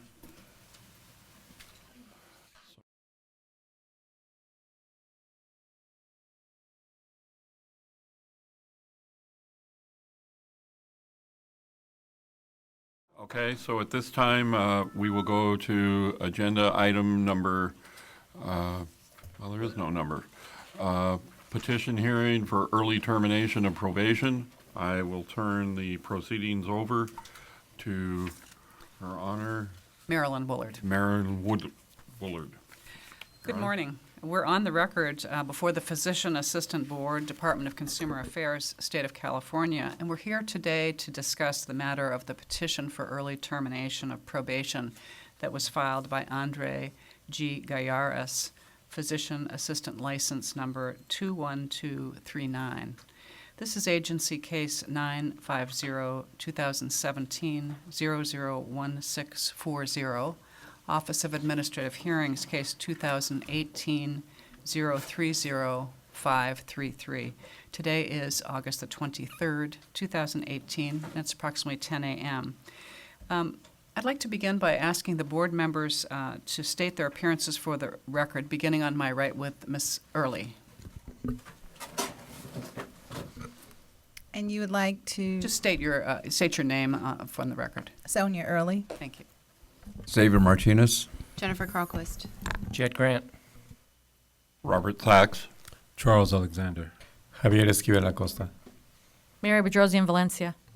And there is a quorum present. May I take the appearance of the Deputy Attorney General? Martin Hagan from the Attorney General's office, appearing on behalf of the Attorney General for the State of California. Thank you. And Mr. Gallardo, you're here today and you're representing yourself, is that correct? That's correct. All right. So before we get on the record, I had a brief opportunity to meet with the petitioner and the Deputy Attorney General to discuss how the matter will proceed today. The board members have received the petition. The focus of this hearing will be on petitioner's rehabilitation efforts under Business and Professions Code, Section 3530. In a matter such as this, the board may consider all activities of the petitioner since the disciplinary action was taken, the offense for which the petitioner was disciplined, the petitioner's activities during the time the license was in good standing, and the petitioner's rehabilitative efforts, general reputation for truth, and professional ability. Mr. Hagan will begin by providing a brief overview, and then it's my understanding, Mr. Gallardo, you will be the sole witness testifying on your own behalf. Is that correct? That's correct. All right, and you also clarified that you have no additional documents to provide. Is that accurate? Yes. All right. All right, Mr. Hagan, do you care to begin? Thank you, Your Honor. This matter comes before the board for Mr. Galaris, who was placed on probation in mid-December 2013. He was placed on 5 years probation under various terms and conditions, and his probation, as mentioned, was 5 years. It was based on various activities, misconduct related to his improper use and possession of illegal drugs and controlled substances. What the evidence will show in this case is that Mr. Galaris started using marijuana. He was at UC Riverside as a college student, and he then went to PA school after having a brief period of time where he was in a job that he didn't like, and went to PA school where his marijuana usage sort of declined. And then he, according to his statement, moved in with his girlfriend, who was also a physician assistant, and at that point in time, she was a marijuana user, and the frequency of his marijuana usage increased to approximately 3 times a week. And so he was smoking 3 times a week, 12 times a month, about 144 times a year, and this was occurring right at the time that he had received his physician assistant certificate.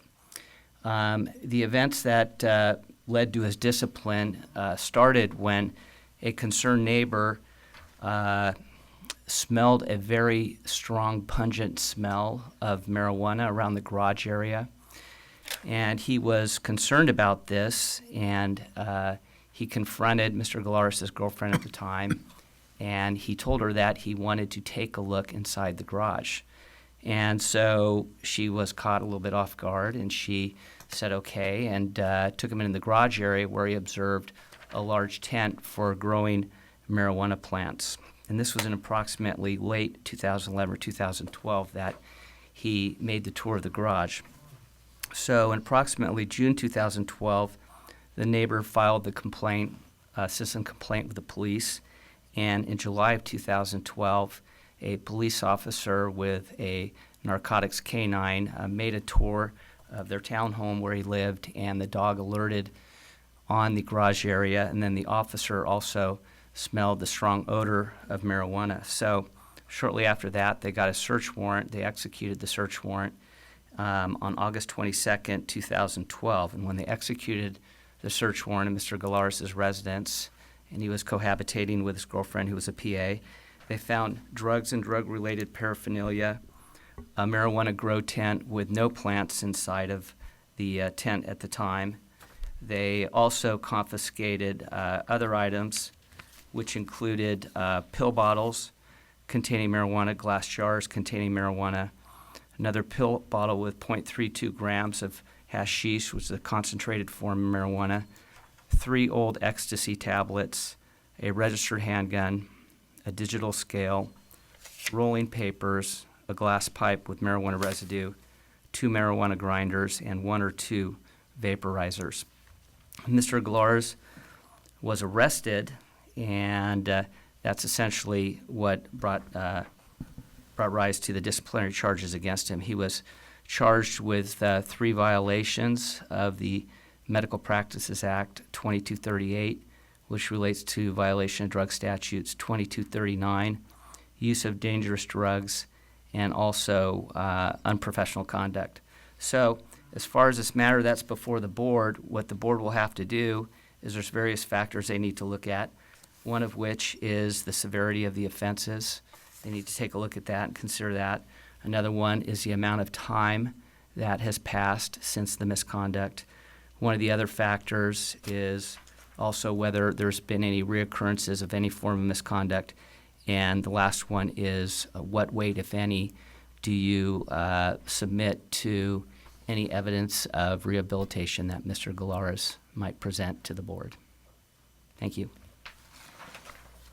All right, and the panel members have received the evidence binder that contains Exhibits 1 through 9. Did you want to go through those at all, Mr. Hagan? Sure. Would you prefer to admit them prior to going, or do you have a particular time when you'd like to go ahead and admit the evidence? If you want to go through them, I can see if there's any concerns about their admission and admit them at this time. Okay. The first exhibit is marked Exhibit 1 for identification. It's the notice of hearing. I'm assuming there's not going to be any objection to that. I would go ahead and move for the admission of Exhibit 1. Mr. Gallarz, any objection to Exhibit 1? No. All right, Exhibit 1 is admitted. Exhibit number 2 for identification is a license certification. I would go ahead and move for the admission of Exhibit number 2. Any objection, Mr. Gallarz? No. 2 is admitted. Number 3 is the petition for penalty relief in the form of termination of probation and table of supporting documents. This was essentially a pleading that was submitted by Mr. Gallarz's attorney and was part of his packet. It's been marked for identification as Exhibit 3. Any objection, Mr. Gallarz? No. 3 is admitted. Number 4 for identification is the actual petition for termination of probation and attachments, which is marked AGO 12 through 130. That was submitted by Mr. Gallarz. Any objections? No. 4 is admitted.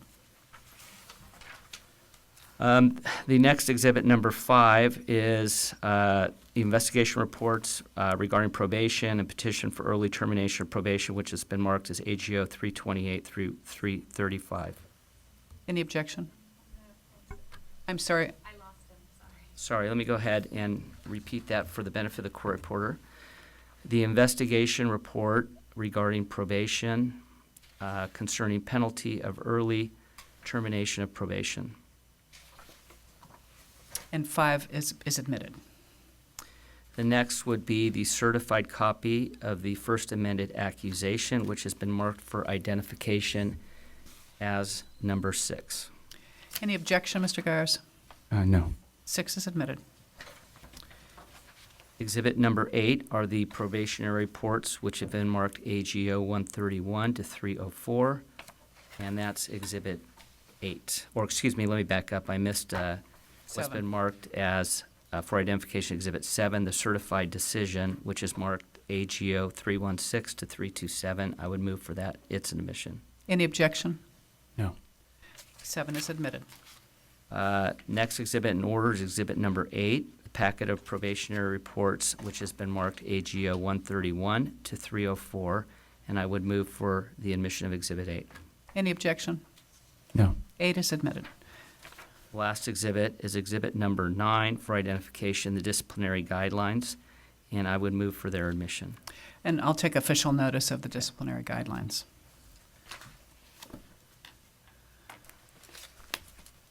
And those are the complete set of exhibits that have been marked and moved into evidence on our side, Your Honor.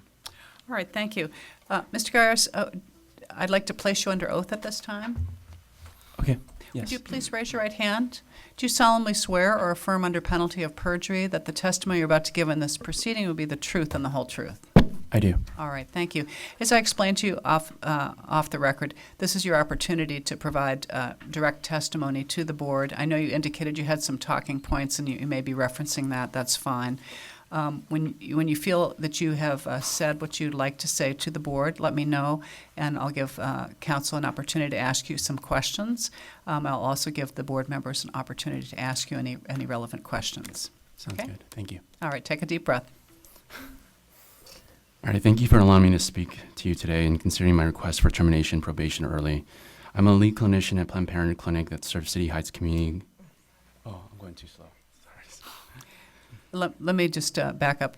It's important. Sometimes when people read, they read very quickly. Yeah. So if you just be conscious of your pacing so our court reporter can get a good record and we can also hear and appreciate what you have to say. I can do that. Okay. And be conscious of projecting your voice also. Okay. Thank you for allowing me to speak today and considering my request for terminating probation early. I am the lead clinician in the Planned Parenthood Clinic that serves the City Heights community in San Diego for the past 5 years. Allowing me to have a full license will help me better serve Planned Parenthood and the City Heights community. Our clinic is located between two major but underserved high schools. Most of my patients do not have any form of transportation, and many walk to our clinic. Because of my probationary status, the community health group CHG insurance plan prevents me from seeing all of their patients. In the time I have before you, I would like to describe my work and my patients, how I became a lead clinician, and my actions that led me to being placed on probation. My Planned Parenthood Clinic provides medical care to the community of City Heights. As the lead clinician of City Heights Health Center at Planned Parenthood, I'm on the management team with a center manager. I see patients, supervise and train nurse practitioners, physician assistants, and 10 medical assistants. I ensure that all my staff abide by all our medical protocols and ensure lab quality meets the appropriate standards. I currently see 23 to 30 patients per day. If I could examine CHG patients, I believe more residents of City Heights would receive high-quality treatment. My not being able to see patients insured by the health plan significantly impacts patient access and patient care. We estimate around 2,000 CHG patients per year cannot receive care at the center, as I'm often the only provider at that site. My current probationary status forces these patients elsewhere or without care. When a CHG patient comes to our clinic, our staff would call the two Planned Parenthood clinics that are closest. These clinics are often busy and cannot provide same-day service as the City Heights clinic does. Unfortunately, even if same-day service is available, many of the patients cannot get to another clinic quickly enough because they do not have reliable transportation. As you can imagine, with medical care, providing service when a patient is ready is important. Many of these rerouted patients are not able to or willing to go to a neighboring clinic. If I'm fully licensed, I believe we will experience less attrition. I take my job very seriously. I believe that is why I was promoted lead clinician and allowed me to remain in that position, despite my probationary status. While working as a part-time clinician for Planned Parenthood, the center manager at the time saw my leadership skills, efficiency, and high-level customer service and hired me on as a lead clinician February of 2012. Despite having probationary license, I'm really good at what I do. I know how to consistently balance quality and efficiency with my patients while building and managing a high-performing clinical staff. I realize I'm here because the police found a mason jar of marijuana, 8 pills of Vicodin, 3 pills of old MDMA, and keef, which was categorized as hashish. There is no excuse for it, but I want to explain how I came into this position. In college, I experimented with MDMA and marijuana because it was a time in my life where I was experimenting. After college, I restarted because I was having trouble managing stress and would use marijuana on Fridays. Keef residue, which they claim as hashish, was really remnants from using a grinder for marijuana. I had old pills of Vicodin from a root canal, and the MDMA was from college that somehow ended up storage. Then it was found during the raid. A year prior to my arrest, I experimented with growing marijuana. I never sold it, but I smoked it. I'm a DIYer. I'm a kinesthetic learner and shockingly curious, and I figured it would be better to grow my own versus buying it illegally on the street. I need you to understand this growth was not to fulfill any addiction to the substance. Rather, I was obsessed and intensely focused on the process of seeing something through from beginning to end. And I want to emphasize that the growth cycle happened 1 year prior to my arrest. I didn't like being high, and I realized I needed to learn better coping skills, so I stopped smoking, and the growth cycle was over. I realized I needed to develop better coping skills, and that's exactly what I did. I stopped using anything intoxicating, ended my unhealthy 6-year relationship with my girlfriend. I started counseling to develop better coping skills and help maintain healthy relationships. I still go to counseling, which helps me manage stress. In addition to fulfilling my requirements for my probation, I completed over 100 hours of classroom drug and alcohol dependency and crisis intervention education at UCSD. Unlike before, I am selective and intentional with choosing my hobbies now, because I don't need them to make me feel complete. Rather, I use my hobbies to educate myself, enhance my gifts and talents, and make a positive impact on the world around me. I satisfy my curiosity by practicing yoga, a vegan low-sugar diet, meditation, mountain climbing, calisthenics, and dance. Thank you for the opportunity to explain to you all the positive changes that I made in my life. Please allow me to fully service and continually make an impact in my community. Thank you. Thank you very much.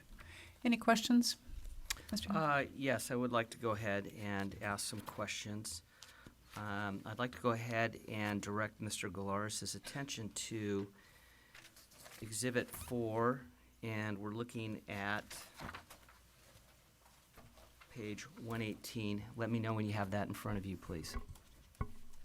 What page was it? What page was that, please? This is a page AGO 118, in the bottom right-hand corner. Yeah, okay. Now, do you see that in front of you, Mr. Galaris? And there's, on the top of the page 118, there's a self-report substance abuse history. Do you see that?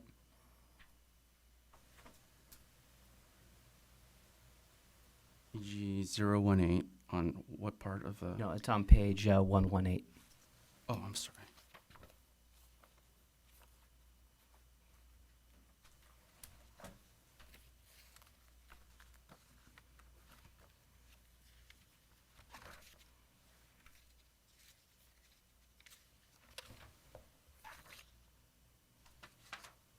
I'm there. Okay, and so looking at pages 118 to page 121, this appears to set forth a self-reported substance abuse history that you provided. Is that correct? Correct. So you believe that's accurate as far as describing your use of marijuana over the years? You know, it was very fuzzy when I made this report, but this is as accurate as I could recall. Okay, well, if it was somebody that you were giving the information to with the idea that you would be submitting it to the board, then why would you be providing that person fuzzy information? Well, I gave him accurate information based on what I could recall from my past. Okay, and so you essentially, sir, began using marijuana your freshman year, at which point you were using it at approximately 1 to 2 times a week? That's correct. Okay. And then at some point in time, you increased your usage your junior year to approximately 2 to 3 times a week of smoking marijuana. Is that accurate? Correct. Okay. And then at some point in time, that diminished after your graduation from the University of California at Riverside? Yes. Okay. And then at some point, you then picked up your marijuana usage again? Correct. Okay. And do you recall what year that was approximately? I believe it was mid-2011. Okay. Well, it looks like, from what I'm seeing on page 119 or thereabouts, it looks like roughly around 2010, you started, according to that document, what you reported earlier, increasing your usage again to about approximately 3 times a week. Okay? Do you agree with that? Your reference was page 119. Yes, ma'am.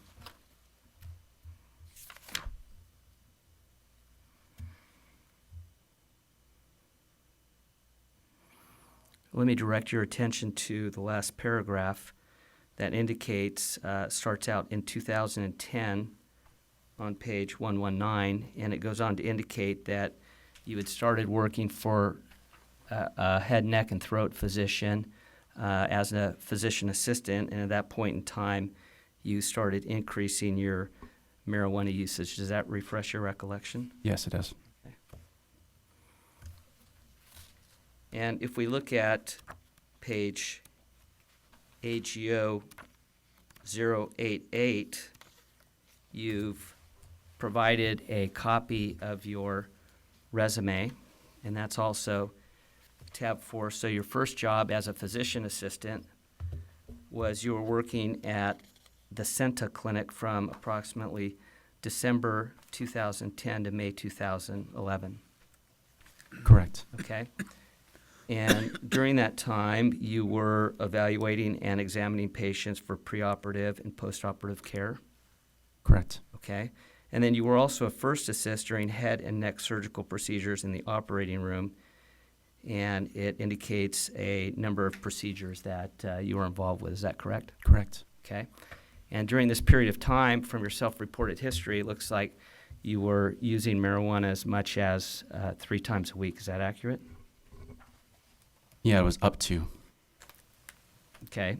So 3 times a week, as I mentioned, 12 times a month, approximately 144 times a year that you were using marijuana while you were also doing first assist in some of the head, neck surgical procedures. I was never under the influence while working. Well, don't you think that was somewhat self-centered of you to be using controlled substances while you were a first assist and making that determination on your own? Oh, I definitely agree it was irresponsible to use outside of work. Okay, and let me ask you, if you were a patient, how would you feel if you were undergoing a procedure and somebody were to inform you that the PA was using marijuana on a regular basis? I would be concerned. Okay, and why would you be concerned?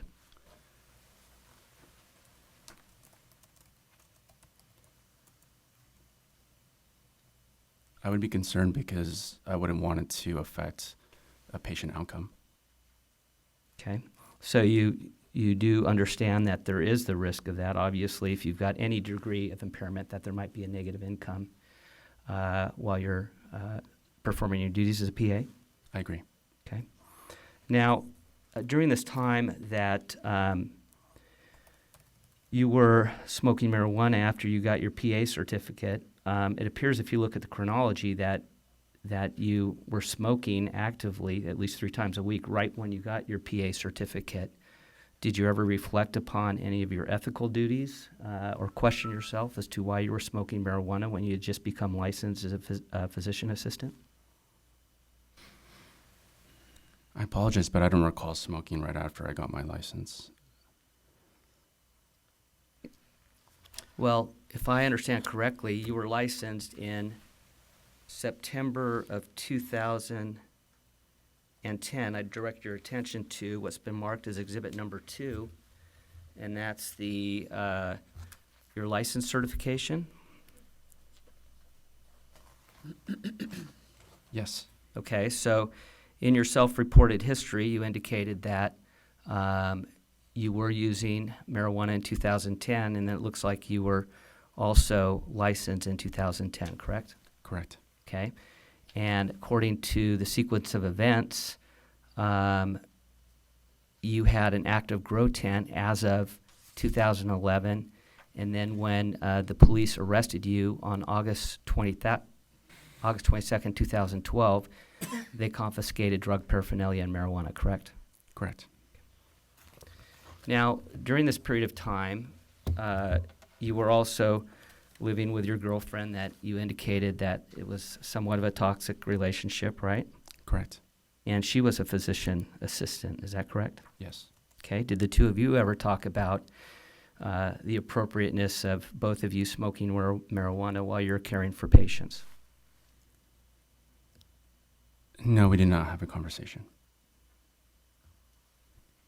Did you, while you were consuming marijuana and you were licensed as a physician assistant and smoking with another physician, did you ever yourself form the belief or tell yourself that, hey, this is probably not the greatest thing to do, it's inappropriate?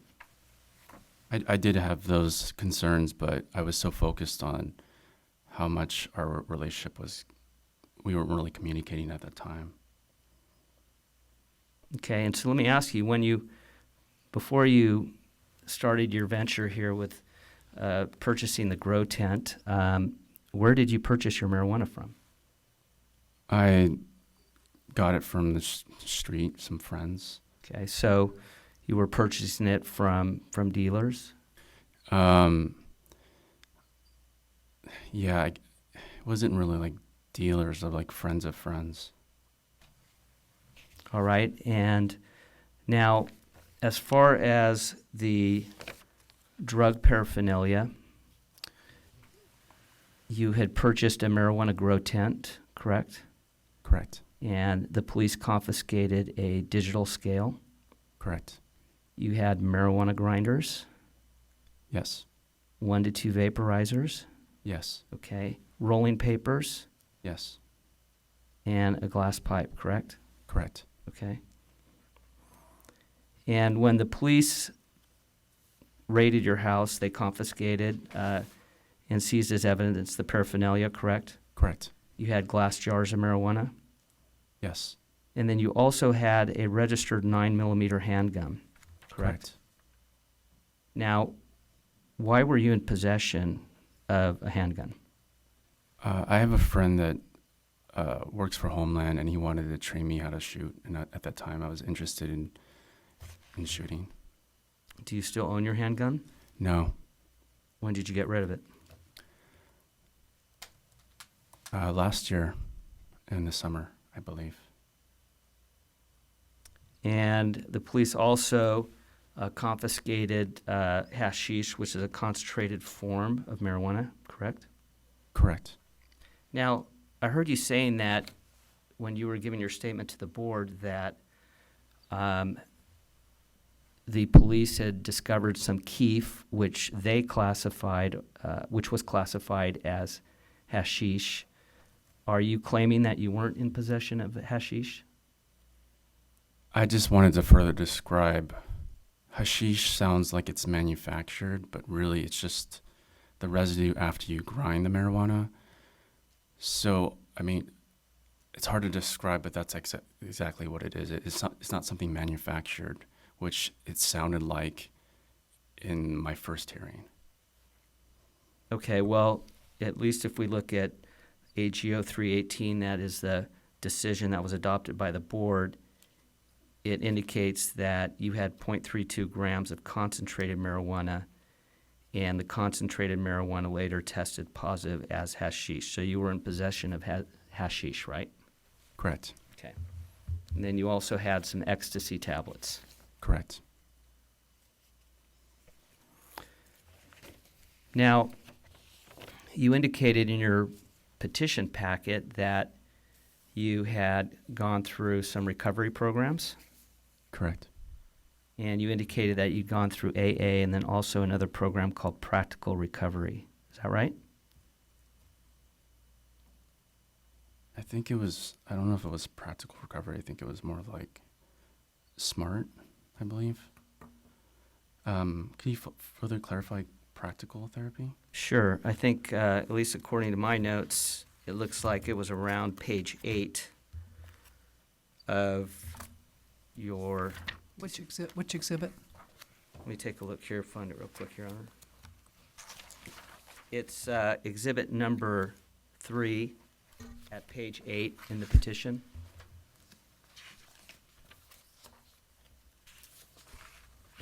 And I direct the court's or the board's attention to lines 8 and 9. And I'll state for the record that Mr. Galaris says, open quotation, nevertheless, comma, since probation, comma, I benefited from attendance at first Alcoholics Anonymous, AA, and later Practical Recovery.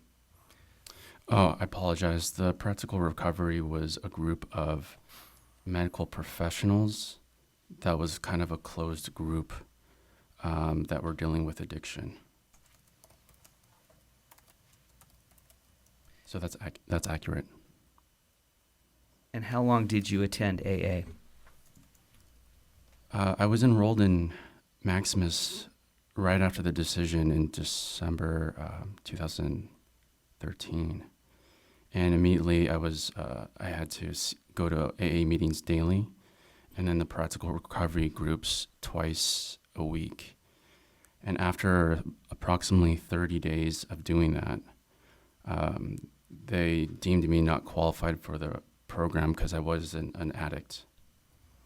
Okay, so as far as AA, you didn't actually obtain a sponsor, or you didn't work yourself through the 12-step program, did you? Actually, I had a sponsor throughout that time, and we were working through the steps once or twice weekly. Okay, and what steps did you make it through? I went through most of them. Can't recall at this time. Okay. I was working through a workbook with my sponsor that he actually got for me.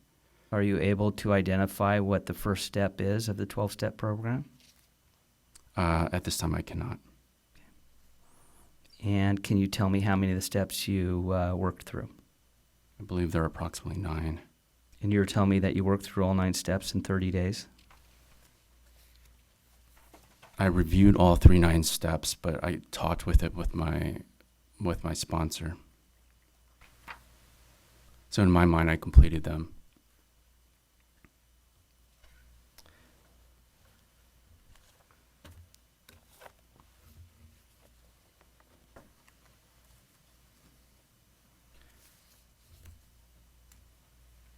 So you went to AA because it was required as part of the Maximus program, correct? Correct. Okay. And then you went to Practical Recovery. And what time did you start the Practical Recovery program? Probably the same time as I did the AA meetings. It was scheduled either the week or the week after I started. Are you still going to Practical Recovery? I am not. When did you stop going? I stopped going once they deemed me that I was not qualified for the Maximus program. Okay, so you went for, what, 30 days? Yeah, 30 to 45 days.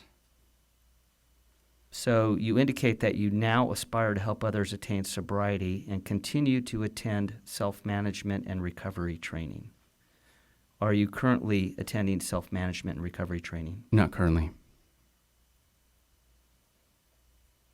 Are you doing any recovery or substance abuse programs? No, at this time, I educated myself, and now I just make sure I focus on my coping skills. How often do you seek counseling? Every 2 to 3 weeks. And what specifically does your counseling focus on? Open and honest communication with the relationships around me, knowing how to recognize when I'm under stress, and if I'm under stress, healthy ways to cope.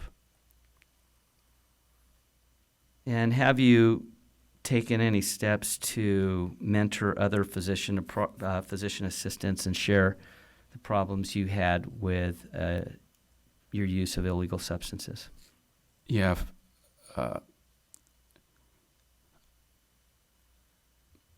Two to three clinicians know that I've shared my experiences, full experiences of what happened. And it's only 2 to 3 because throughout these 5-6 years, I've always been concerned about how it would affect my rapport with my colleagues. Now, you indicate that you stopped drinking in November 2013. Have you had any alcohol since 2013? No, I have not. Okay. And did you feel you had an issue with alcohol that caused you to stop drinking in 2013? No.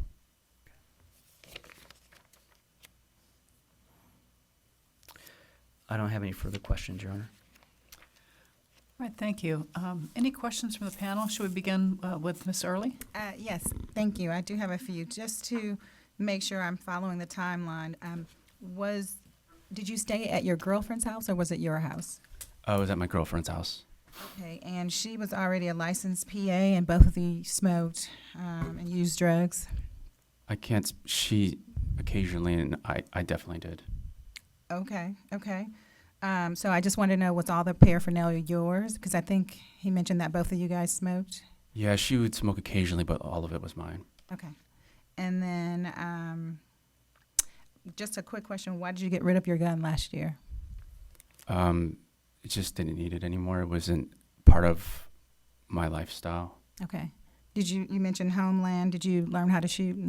I did, and kind of back to like choosing the appropriate hobbies. That wasn't really in line with the direction of my life now. Okay. And then one of my last questions is when you, I think 2013 started your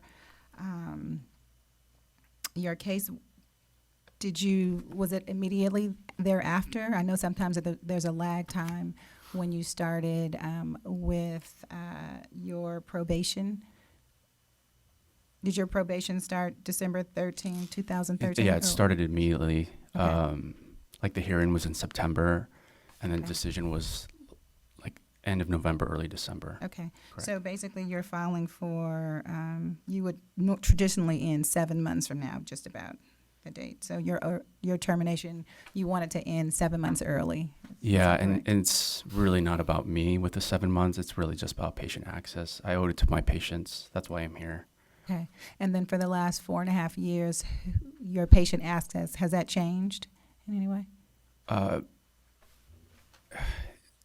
Yes and no. It's kind of fluctuating all the time with legislation. It sort of goes up and down, but it's been steady or going up in the past, probably the last 3 years. Okay. So I guess in the last 3 years, who's taken over that patient load? Or we're constantly hiring PAs and and NPs, nurse practitioners, and we're trying to expand our clinics to meet the demand. We've expanded to Inland Empire, Imperial Valley, which I helped train those clinicians to meet that need. So we've been doing a lot of operational things and trying to lower our time to train PAs and NPs. So right now we're trying to cut down their training by half so we could meet that demand. so you work 40 hours a week? Correct. And with that increase, if you were able to do patients or additional patients, would that increase your work hours? No. Okay, but your volume would increase. My volume average would definitely increase. From what to what guesstimation? Right now I see 23 to 30. It would probably start hitting more like higher, like 30s, but more consistently. Okay, so with that increase in patient volume, do you anticipate additional stress? Yes. And how do you plan to cope with that additional stress? I have really good communication with my supervisor. And how are you coping with your stress right now? What are your stress relieving? I do yoga, meditation, and calisthenics, body weight exercises. How often? Probably 5 to 6 times a week. Okay. All right, thank you. Thank you. Mr. Martinez, any questions? Ms. Early covered all the questions I want to add. So. Ms. Carlquist. Mr. Grant? Yes. You were working for Planned Parenthood part-time during this time that all of this drug use was taking place, if I understand correctly. Correct. During that time that you were working there, were any of your coworkers there aware of your drug use? Not at all, because my performance at work was like didn't really reflect my personal life. So I had a really high work ethic, and it never interfered with my performance at work. Okay, so you were using marijuana fairly regularly, and they had no idea. Yes. There's no way they would have known. I believe so. Okay. So you're currently still working there. Correct. And I read the letters. You have lots of letters. That's great. But if they didn't know you were using drugs then and having these irresponsible activities, how would they know now? How would anyone know now? Like, the purpose of your probation is so that we can ensure the public safety, right? Correct. And part of that is the drug testing and those sorts of things so that we can be ensured that you're not using drugs. So my question really is getting to, if we don't continue to test you and continue you on probation, how will we know that you are not doing those things? Correct. I believe just in the past 5 years, haven't been able to say that I will never do drugs, but I did it by showing them with my work ethic and my commitment to my community. So that's how I feel like they know me now more as a person, because what I did after I made this huge mistake in my life. And I think even for the people that I train, I really judge them by what happens when they make a mistake, and that was not a small mistake. And they've been able to see me in the past 5 years being consistent and committed to not just our colleagues, but our community. So I think they trust me. Over time, they've developed that trust that I'll do the right thing. Do you think that they trusted you initially? They were actually very surprised, but the fact that they stood up for me and testified on my behalf showed that they trusted me, even that they didn't know me as well as I thought they did. They saw something in me that which has never happened before. They saw something very unique about my leadership skills, and I've been holding on to that since. Okay. On page 11 of the disciplinary guidelines, 7 years is the recommended probationary period. You got 5, presumably because of the time between the occurrence and the time all of this was decided. What reassurance can you give us that, because your probationary term was even shorter than the guidelines, that the public is not put at any risk by you not being on probation?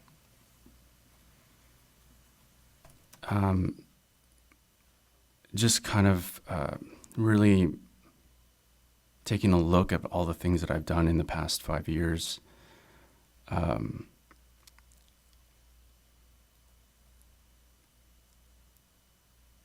It's hard to show. It's hard to show anyone how much you have changed in the direction and the things that are important in your life. And when things like this happen, when a mistake happens like this, everything becomes much more clear. And I've tried to demonstrate that with going above and beyond my probationary requirements. And not only that, is by excelling in my work.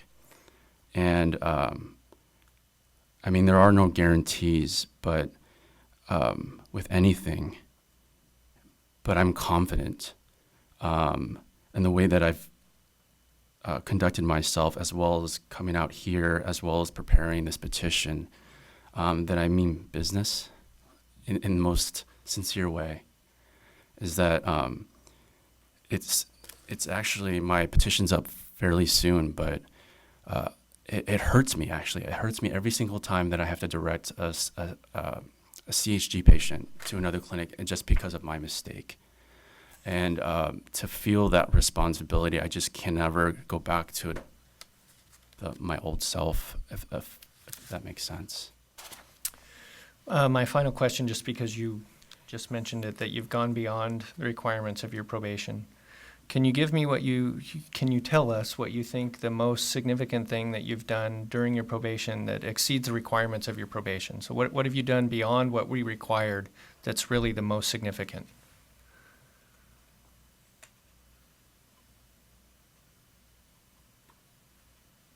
For me, I went to the seminar like shortly after I got dismissed from Maximus, and they deemed me that I wasn't an addict, that it was recreational use. And then I got more clarification later on by seeing an addiction specialist. But what really changed my life was learning how to have honest and open communication with the relationships around me. And that for me was what dramatically changed everything. Because even if I was scared, even if I was concerned about seeing certain patients or directing patients, I was able and comfortable enough to talk to my supervisors and be vulnerable. And that for me has changed everything. And that's how I try to manage all my relationships, including my personal and my work relationships. And everything that I've done has been consistent with that ideal is just building honesty and integrity with the things that I do. Okay, thank you. Thank you. Mr. Sachs? Yes. Good morning. Morning. From the documents that we have in front of us, it's unclear to me, when did your probation start? Approximately. The decision was made December 12, 2013. 2000 what? 13. 13. And so you filed for petition for relief in November of 2016. Correct. So you were essentially 3 years into probation at that time and felt that you had learned enough to move on and not be on probation anymore, correct? Correct.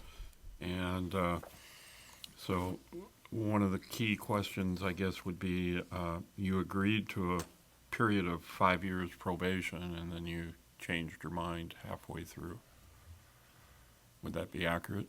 Correct. Okay. Have you ever had a positive drug test while you were on probation? No. Okay. All right, thank you. That's all I have. Dr. Alexander? Yeah, thank you, Mr. Glaris, for being here today.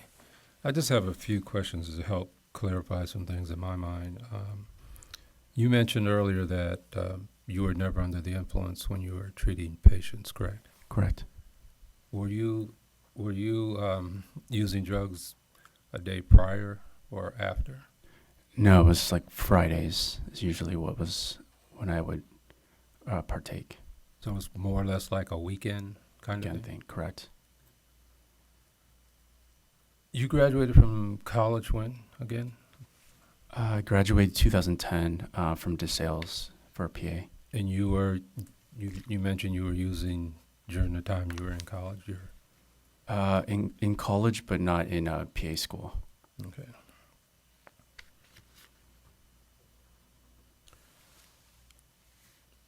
You mentioned counseling. You went to counseling, and you're in counseling 2 to 3 times.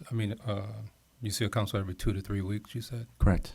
And the methodology of counseling, what does that consist of? It consists of, it really starts off with what's stressing me out in the past 2 to 3 weeks, and then we kind of work from there. And we talk about what methods I use to address those stresses. And you use those methods, are they a daily thing, or is it weekly? Mine is actually pretty daily. For instance, I meditate before and after a workday. And then I usually will do yoga either in the morning or in the afternoon, or in the evening. And I write in a journal daily. I have my affirmations as well, and more of time to reflect, and as well as gratitude. I practice gratitude on a daily basis. So it's a little bit on the holistic side, but that's one of the things that works And well for me. You mentioned also your inability to see patients the way that you would like to see them in terms of treating them. What has been, can you describe any reactions from your patients in terms of? Well, they won't necessarily see me at all. It's usually working with the center manager and saying, hey, this CHD is a walk-in patient versus a scheduled patient, and we have to redirect them to Euclid, which is 3 to 4 miles away. I think it's more like 4 to 5 miles away. And then there's another clinic, College, which is even further, which is more of like 7 or 8 miles away. And so we scramble in the front desk to find them an appointment, and a lot of times we can't on the same day. And so we have to redirect them somewhere else, or we give them another clinic, like outside of Planned Parenthood, like a referral sheet to go there. And then finally, I'll just ask a question about your spirituality or your religiosity. Are you spiritual or religious in any way? I would say I'm more spiritual. I was born Catholic, but for me, spirituality has grown with me. Okay, thank you. You're welcome. Mr. Escobar Costa? No, it's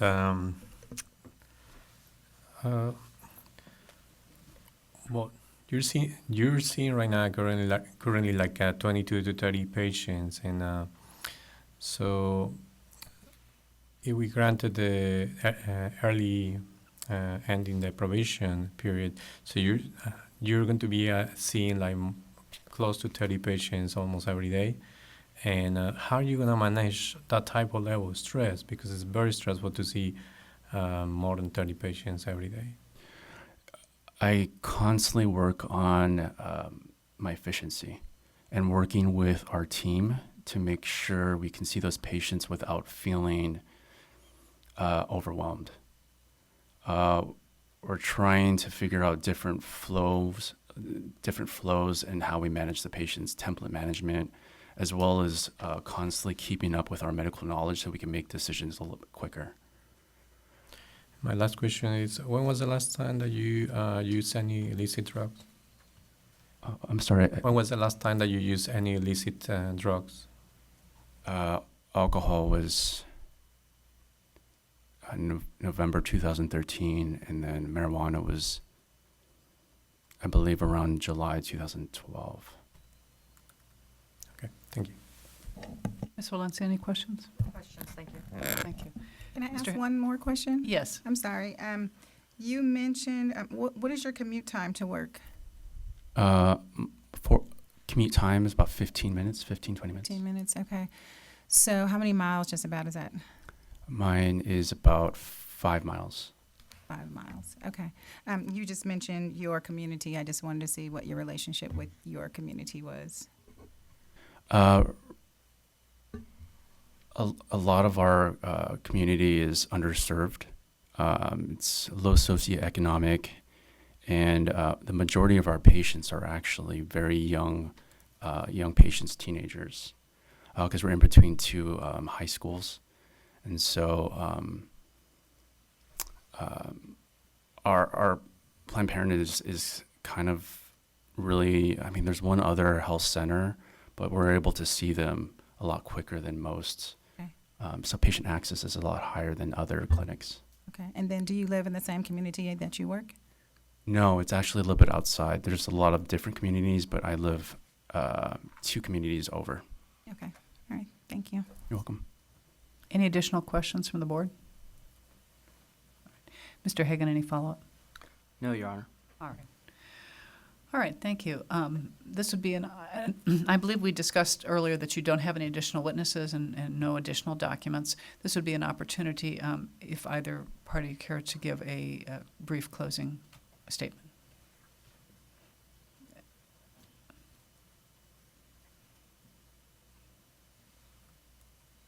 I didn't prepare anything, but I just wanted to be honest with everything that I've done in the past.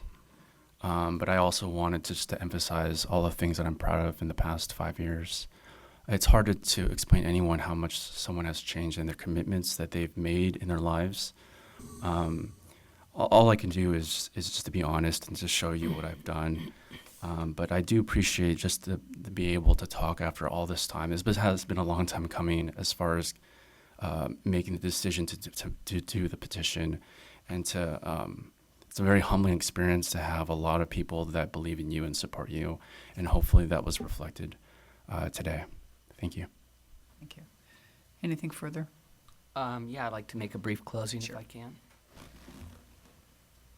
In the board's final decision with an effective date of December 12, 2013, petitioner's license was placed on 5 years probation under various terms and conditions based on his violation of the drug statutes, his use and or possession of controlled substances, which included marijuana, hashish, and ecstasy, and his unprofessional conduct, which violated the ethical codes and was unbecoming a member of the physician assistant community. In evaluating petitioner's petition for termination of probation and his testimony here today, the board has to consider whether or not Mr. Galares met his heightened burden of establishing that his probationary status should be terminated. And when the board evaluates this, they need to look at three criteria. First, has petitioner met his burden of proving that his probation should be terminated? And second, they need to be mindful of the serious misconduct that took place that was testified to today. And then lastly, the board must consider what weight, if any, to give to Mr. Galares' evidence of rehabilitation. So the first point I want to talk about is that it is Mr. Galares' burden to prove that he is sufficiently rehabilitated and his termination or his probation should be terminated. In order to do this, Mr. Galares has to present clear and convincing evidence to a reasonable degree of certainty, which is more than a preponderance of the evidence you'd see in a civil matter and somewhere between all reasonable doubt. As one court has described it, it requires a finding of high probability, and the evidence must be so clear as to leave no substantial doubt. It must be sufficiently strong to command the understanding assent of every reasonable mind. That's the standard of proof that he must meet. The second point is, I know when people hear about people using marijuana that they don't think it's very serious or anything like that. It's a minimal offense. But when you look at the full panoply of events and you look at the totality of the circumstances in the case, it was serious misconduct. And I told you how the drug dog alerted on the garage, the officer smelled the marijuana, the history of the marijuana uses that was increasing. I think what's alarming at this point is that there seemed to be a disconnect with Mr. Galares. Here he is, finishing PA school. He should know his ethical obligations, but even when he's getting his degree in PA school, he's smoking marijuana at least 3 times a week with another physician assistant. I think it's also alarming that he's doing this while he's providing direct patient care and acting as a first assist with another supervising physician who's performing surgical procedures. I won't go through all the evidence again. It's set forth in the decision that's been provided to the court. Exhibit number 7 is the certified decision. You could also look at the accusation. But what the courts say and make clear is that substance abuse use is directly related to the practice of medicine. It shows a lack of common sense. It shows a lack of judgment. And it shows intentional failure to follow the law. And that's directly related to the practice of medicine and a PA who has higher ethical obligations. So lastly, the board must consider the evidence of rehabilitation and what weight the board wants to present to any evidence that's been offered. They need to look at the nature and severity of the misconduct we've talked about. I think Mr. Galares came here. He did speak from the heart, but I did hear a certain amount of self-centeredness, in my opinion. I'm not trying to make it personal, but it was about how this would be a great loss to the community, that he's not going to be able to serve the community. And, he's a great leader, but, there were some statements of him reflecting upon that. But, again, the fact that you're not serving the community, that's more of an unintended consequence of your misconduct. It's not a factor to look at as far as rehabilitation. As far as the record, the board has to look at whether or not there's any evidence of any subsequent acts. We don't have any evidence of him misusing again And looking at the probationary record, it appeared that he's been negative on all the biologic fluid testing. And then we have to look at the time that's elapsed since the commission of the acts of misconduct, which I computed that from August 22nd, 2015, or 2012, and we're looking at about 5 years and 8 months. So again, you have to look at all this. You have to look at the evidence of rehabilitation. It's up to the board to determine whether or not Mr. Galaris has met his burden. So in closing, the board should keep in mind that petitioner's numerous and repeated incidents of professional misconduct. It wasn't just one time he was smoking marijuana. It was repeated over a period of time and with another physician assistant. It was also different times of kinds of illicit drugs. It was marijuana, hashish. It was the ecstasy that was established. And he smoked in varying degrees before becoming a PA, and then his smoking became at least 3 times a week while a PA and until his arrest on August 22nd. His conduct was illegal, it was reckless, and it was unethical. And after an administrative hearing, he was put on 5 years probation, and as Mr. Grant noticed, that as far as for some of the offenses, that was actually less than the minimum guidelines, and it was the minimum guideline for the unprofessional misconduct under Business and Professions Code Section 2234. Complying with probation is nice, but then again, that's what's expected of somebody who's on probation. You're expected to follow probation.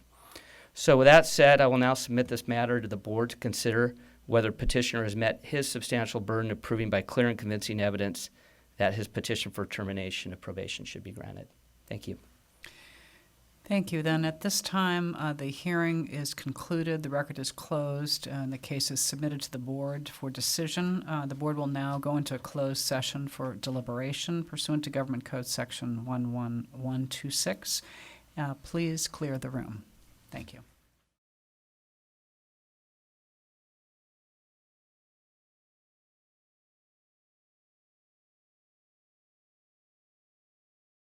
Return from closed session. Our next agenda item is Legislative Committee. Discussion and possible action. Mary and Sonia. As you guys heard this morning, it's been a busy legislative session for most of the medically affiliated boards. So we have quite a few bills that we want to bring up. So I'm going to start off, you all have the handout. We'll start off with AB 710 by Wood. It was re-referred to the Senate Committee on Public Safety. It involves cannabidiol. So I guess it allows a prescriber authority to prescribe a drug derived from cannabis, and it's contingent upon the FDA approval, which would be completed in June of 2018. So once it's approved federally, then it will allow the state levels to prescribe cannabis-derived, medication or oil. I didn't know the answer to this, so I have it down as considerations for PA board. Does a PA prescribe cannabis currently? Do PAs prescribe cannabis? No. None of it, okay. DEA considers it marijuana. Yeah, so, and federally, as you all know, it's still an illegal substance, right, Christy? Correct. Okay. So just wanted to put that on everybody's radar. Next, we have a package of 3 bills, and it has to deal with cures. It's AB 1751, 1752, and 1753. All 3 of them by Assemblymember Lowe. They're a little different. So 52, that's why I asked the question this morning of the medical board EO. The 52 is it is being sponsored and supported by the Board of Pharmacy. They wanted to create a Schedule 5, to create a special designation for Schedule 5 medications, and also that it puts the onus that requires the dispenser of a controlled substances of schedules to report within 1 working day, which is currently at 7 days. So that's going to be a change in practice. And as you heard, the medical board got their amendments, and they're in support of this bill. So I don't know if we want to go ahead and support it as well. Are you talking about 1752? Which Yes, 52, the first one on the sheet, sorry. 2 has the 1-day requirement? Yes. Yeah, that's great.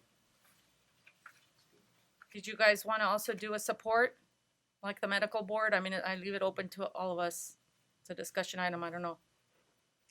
I think it's a great idea. It's not unusual for me to have a patient with a bottle of opiates that I run cures on them, and it's not in cures. So making sure that it's in there within a day, I think, is a great idea. Is it a reachable, Yeah, based on when I read the bill, apparently it's mostly automated. Yeah. Shouldn't be too hard for them to do it. So And again, it's being sponsored by the pharmacy board, and the medical board is in support. So do you guys want to move to support it, or? I'll make a motion to support. I'll second. further discussion? Public comment? All right, I'll call the roll. Charles Alexander. Aye. Jennifer Carlquist. Aye. Sonia Early. Aye. Xavier Escobar Acosta. Aye. Jed Grant. Aye. Xavier Martinez. Aye. Robert Sachs, aye. Mary Valencia. Aye. Okay, so we support. Do we need So to do we a letter? ask staff to put in a letter of support. Please, Lynn. I can help you with that. Yeah. Okay, Yes. all right. Now I'm a little out of order, but now we're on to 1751. That's another cures bill. And that would allow the DOJ to enter into agreement with other state databases similar to cures, so we could all share information on opioid prescriptions.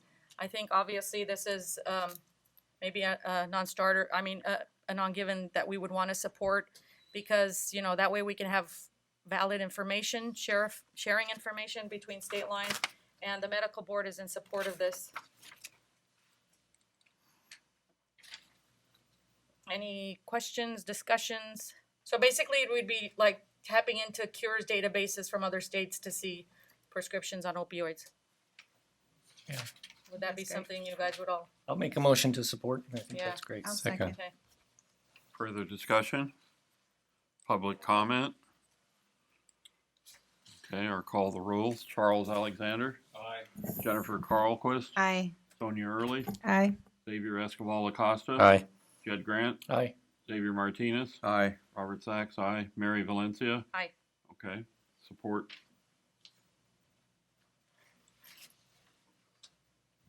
Okay, the next one is the third one of the package of bills, 1753. And this, it's just maybe more informational, as the EO from the medical board said this morning. It's not really tangential to it's tangential, but just not day-to-day practice, doesn't hinder. It would limit the number of official printers of the prescription pads that you guys all use when you prescribe medication. So just to put it out there, just to let you know that this was part of the packages of opioid, I think, trying to focus on that this session. Okay. Next, Assembly Bill 1998. This would prohibit a practitioner from prescribing an opioid in an amount greater than the patient needs for a 3-day period, unless there's other circumstances. So it's kind of limiting the amount of opioids prescription length of time you can prescribe. Christy had some notes. The bill was amended on April 11th. It now would require prescribers to adopt safe prescribing protocols for opioids for June 1, 2019. So again, I don't know if, I'll just say I'm not a fan. okay. Yeah, I say this is prohibitive in my practice of cardiothoracic surgery. Everybody gets opioids. They get it for more than 3 days. Yeah. You get your sternum cracked, it hurts for a week or two. I think, we go to school for a long time, to learn what the appropriate amount of medicine is, and I don't think you can sort of protocolize everything and apply it to everyone so broadly. So that's why I kind of have an issue with this. I don't know that the board needs to oppose it or anything, but just personally, I don't really like it. No, we can keep a watch on it, because it's having a hearing in the BNP on the 24th, which is in 2 days, a day. I don't know what day is it today. Tomorrow. There you go. So do you want to move to watch it? Or Sure, we can make a motion to watch. Yeah. Okay. Do I have a second? I'll second. Further discussion? Public comment? Call the roll. Charles Alexander. Aye. Jennifer Carlquist. Aye. Sonia Early. Aye. Xavier Escobar Acosta. Aye. Jed Grant. Aye. Xavier Martinez. Aye. Robert Sachs, aye. Mary Valencia. Aye. Okay, motion carries. We'll watch. Okay, and on to AB 2078. This has a hearing tomorrow as well in front of Appropriations Committee. It expands the definition of sexual battery to include person who is providing services. Sexual battery is a felony, so I guess it's being sponsored by the Orange County District Attorney's Office. So I guess during practice, if something were to happen, this creates a harsher punishment. That's what it would do. What's the definition of harsher punishment? I mean, what? It just, Felony It's from felony misdemeanor. from Sorry. misdemeanor. Sorry. thank you. Okay. I'm not really sure how much this applies to us. I mean, Well, it's a criminal. it's for bad acts. Yeah, but we, While performing professional services. So, I mean, when anyone has a profession, so for some reason right now it's already illegal to sexually batter anyone, no matter where you're practicing or who you are, and it's a misdemeanor. If you look down on page 3, E1 at the bottom, but what they're proposing is to separate out if it occurs during the performance of professional services, then it becomes a felony. oh, That's putting extra kind of onus on PAs while practicing. So is Do I is have that a any motion? professional services? Yes. Any professional services. Correct. I think it's a good idea, but I don't know. Prison overcrowding, I don't know. Yeah, I don't know that we need to take a position on it, but Yeah. I mean, anyone? Yeah. No. Do I have a motion? I'll make a motion To to keep no position on. Watch. Just I guess watch. to We'll just watch. put it on the watch list. I could just put all. We'll just watch them because they all have hearings this week, so we'll just give an update Further of discussion? what happens. Do I have a second?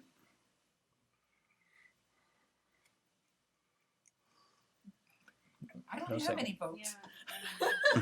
Okay, I'll second it. That's fine. Okay. We'll put it on the watch list, right? That's fine. Right. Okay, let me call the roll. Charles Alexander. Aye. Jennifer Carlquist.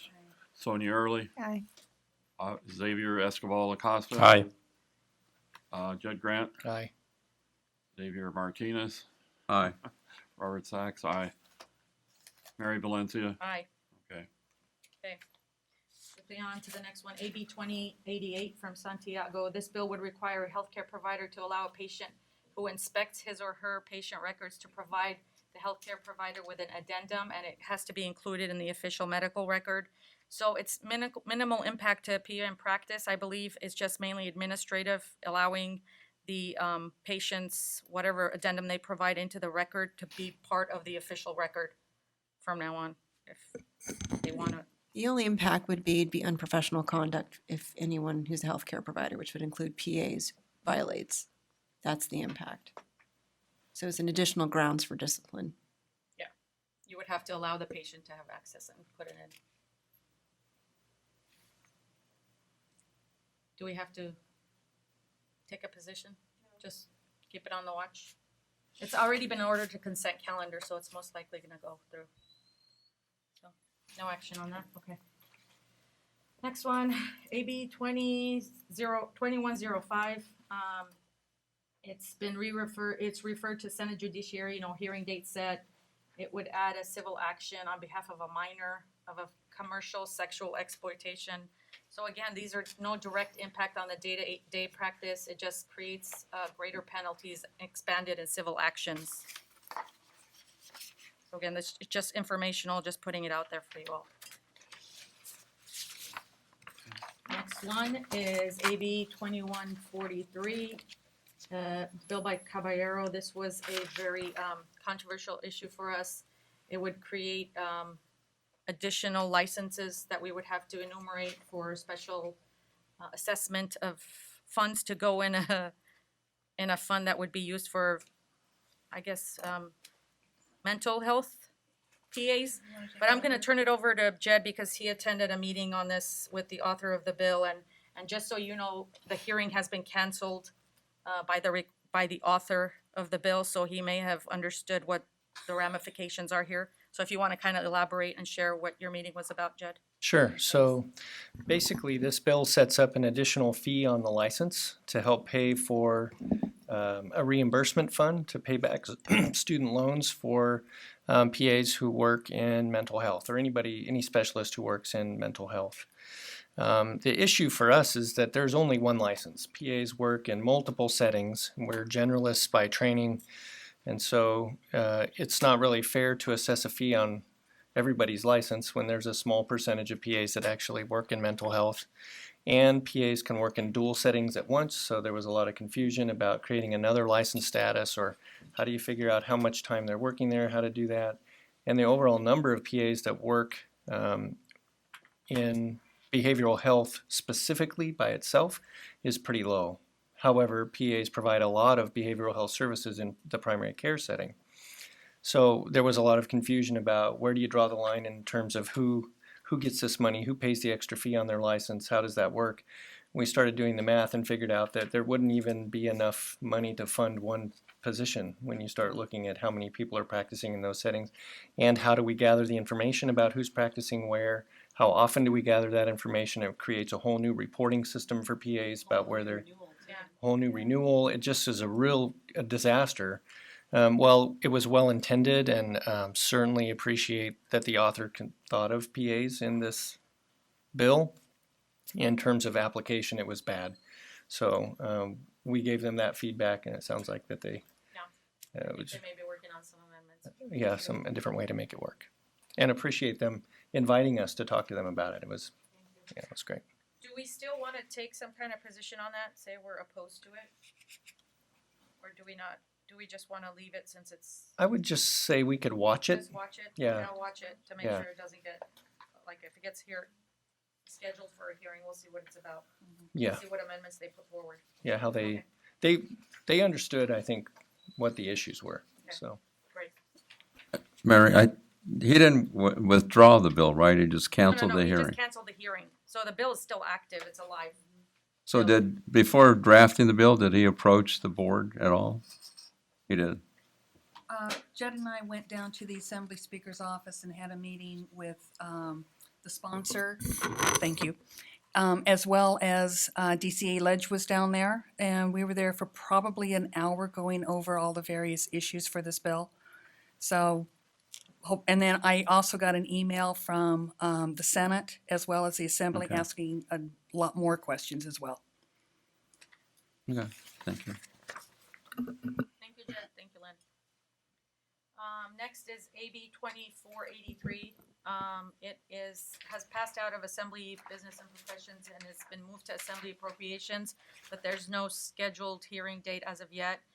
What this bill would do is set up an oversight entity within the Department of Consumer Affairs, providing supervision and oversight of all the licensing boards. So all the boards would have an additional layer of supervision by this new entity that would set up.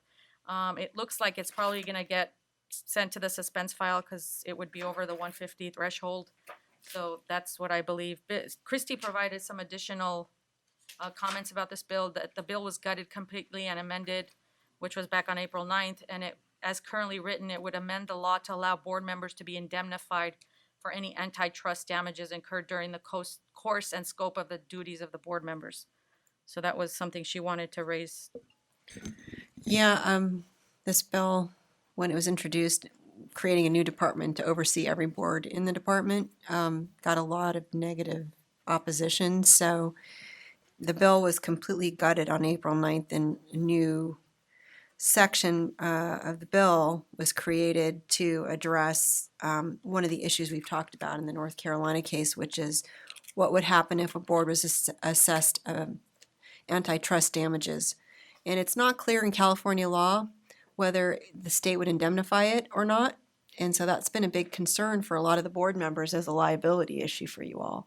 So I know that Contractors Board at their meeting said they're very supportive of this concept of making it clear that, you would be indemnified as kind of like compensatory type damages would be indemnifiable for any work you do on behalf of the state. So it looks positive, but, the bill's been in flux a lot. So I don't know. I think it's definitely one you're going to want to watch because it would affect your liability as board members. If it goes through, it would be a positive thing for you. So, Do we want to just keep it on watch, or? Because it's most likely going to be over the threshold, and I don't think it's going to pass appropriations. I'll just keep it on the watch list for now. Okay. Since it has that North Carolina type of language in there, Mhm. it's important. I think we'll keep it on watch. Okay, moving on to AB 2193. This creates a duty on licensed healthcare provider to perform a mental health screening of the mother and child at least once during pregnancy and during postpartum, and impose duty to report finding. So this would, I think, depending on where you actually practice, a PA practices, alter the practice of PAs. It creates additional liability. This bill would make it unprofessional conduct and grounds for discipline against all healthcare providers who violate the provisions, including failure to screen for maternal mental health conditions during pregnancy. So I don't know how much of that really plays into your day-to-day, but it seems like it would impact those folks who work in that type of a setting.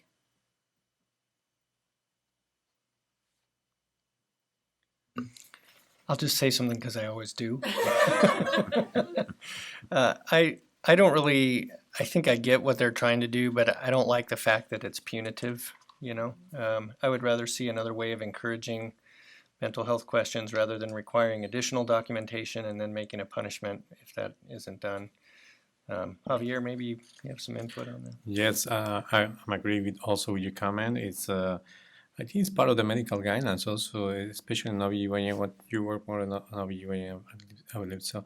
But it's part of the protocols is that we are doing this type of mental health screening or depression screening for all the patients during and postpartum as well.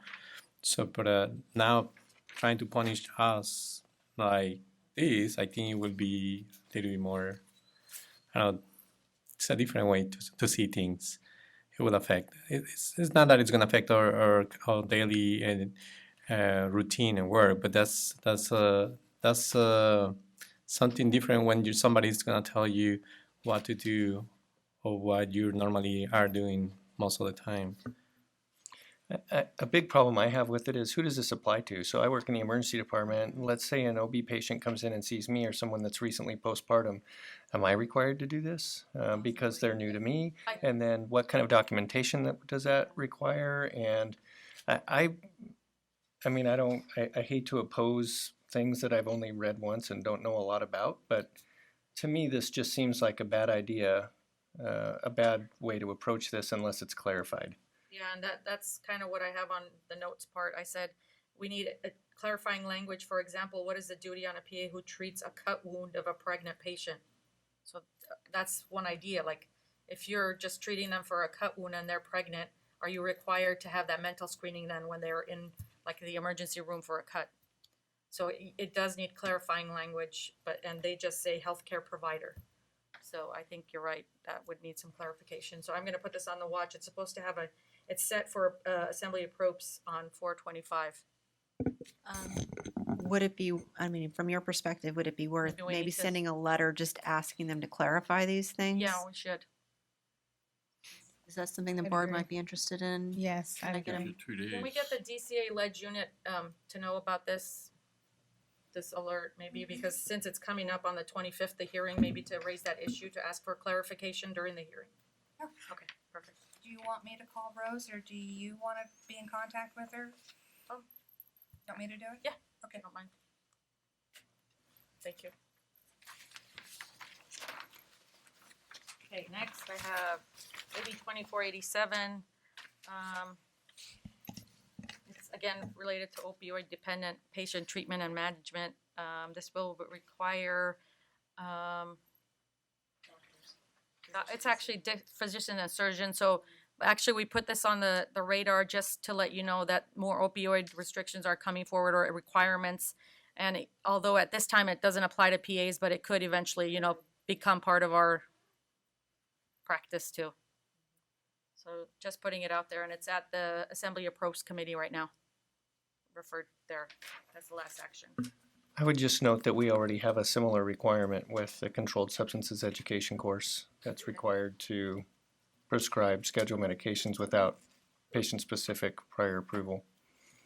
Yes, and we normally we're taking the 6 hours course.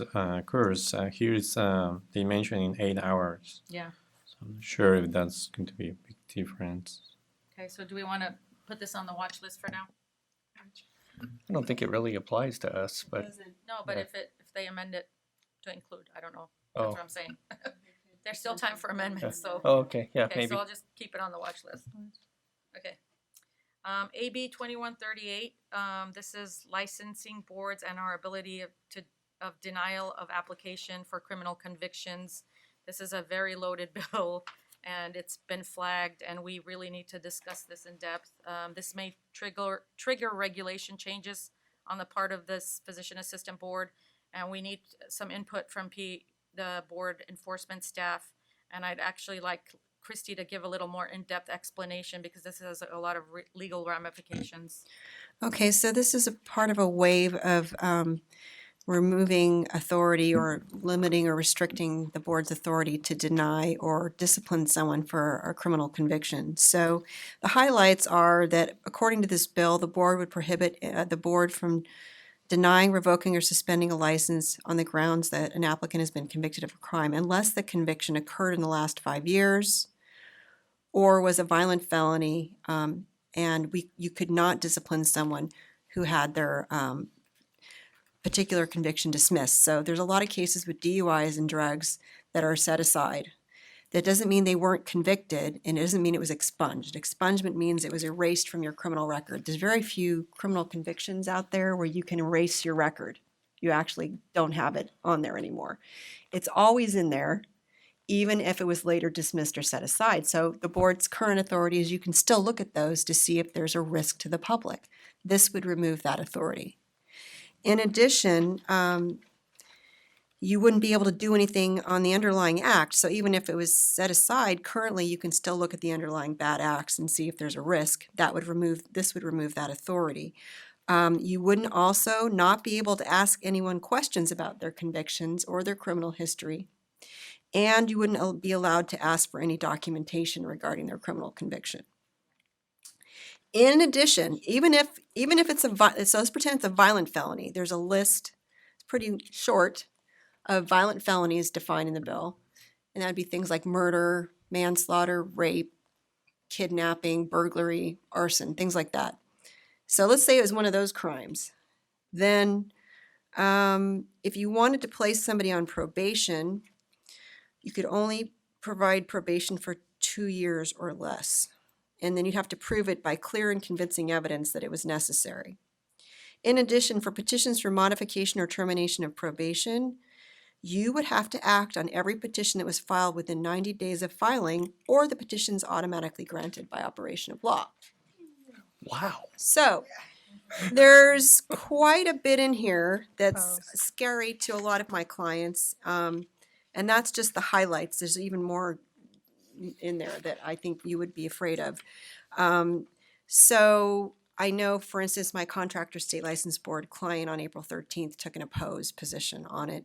So because our mission is public protection, the concern is there's a lot of crimes that would be you would not be able to take enforcement action on or deny a license for that would affect the public protection, like theft, embezzlement, all the drug-related crimes, dishonesty crimes.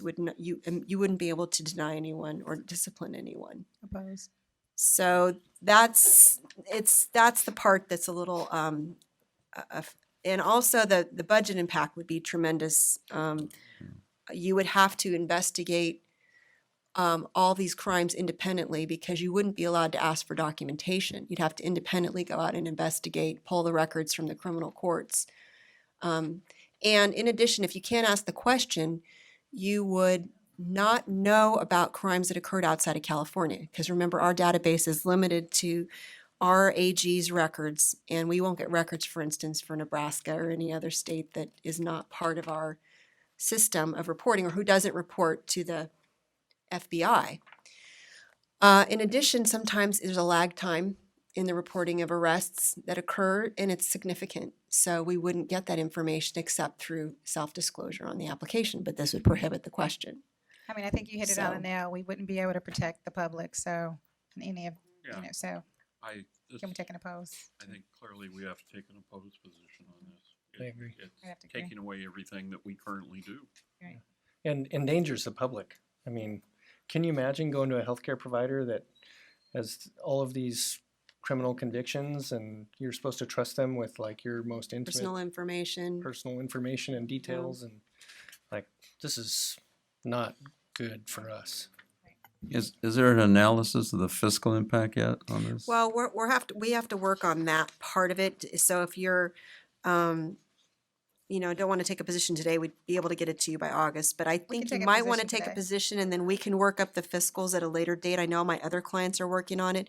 So you would have to have additional board meetings because of the workload involved. And also A 90-day. for the petition hearings, you'd have to be scheduling those really quickly I think to we make can sure. take a position today.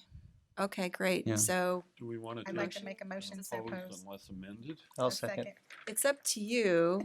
I don't know what the amendments would be. I would Can just, re-refer to business and professions again, and its hearing date is tomorrow. So I think if we want to say anything, we should get something in right away.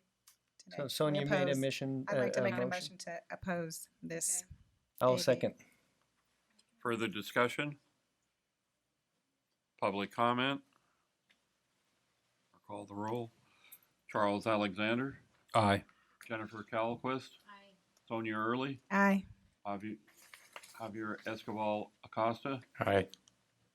Jed Grant, Aye. Xavier Martinez, Aye. Robert Sachs, aye. Mary Valencia, Aye. okay.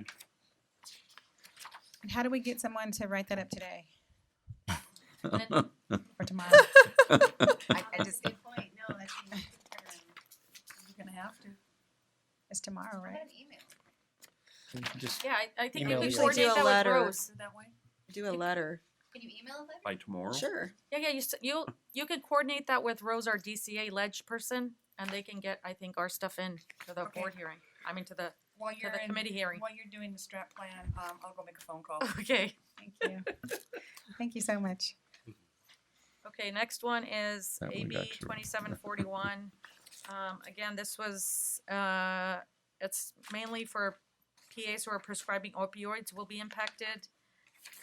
Again, it's an opioid-focused bill. Prohibit a prescriber from prescribing more than a 5-day supply of an opioid medication to a minor except in specified instances. So again, trying to limit the amount of time prescriptions of opioids are being handed out. Again, PAs, I'd welcome your comments to discuss. I know you guys said this may not be feasible, but this is specific to minors versus the other one. Didn't we have a bill last year about this, that if you gave more than 3 days, you had to document why and all of that stuff? It seemed like last year there was a bill about that. So this seems a little duplicitous in light of the one from last year. Well, this is except, it's for minors. It's specific to minors. So if, say someone who's an athlete, like a high school or junior high school athlete and gets injured, then you can't give them more than a 5-day supply.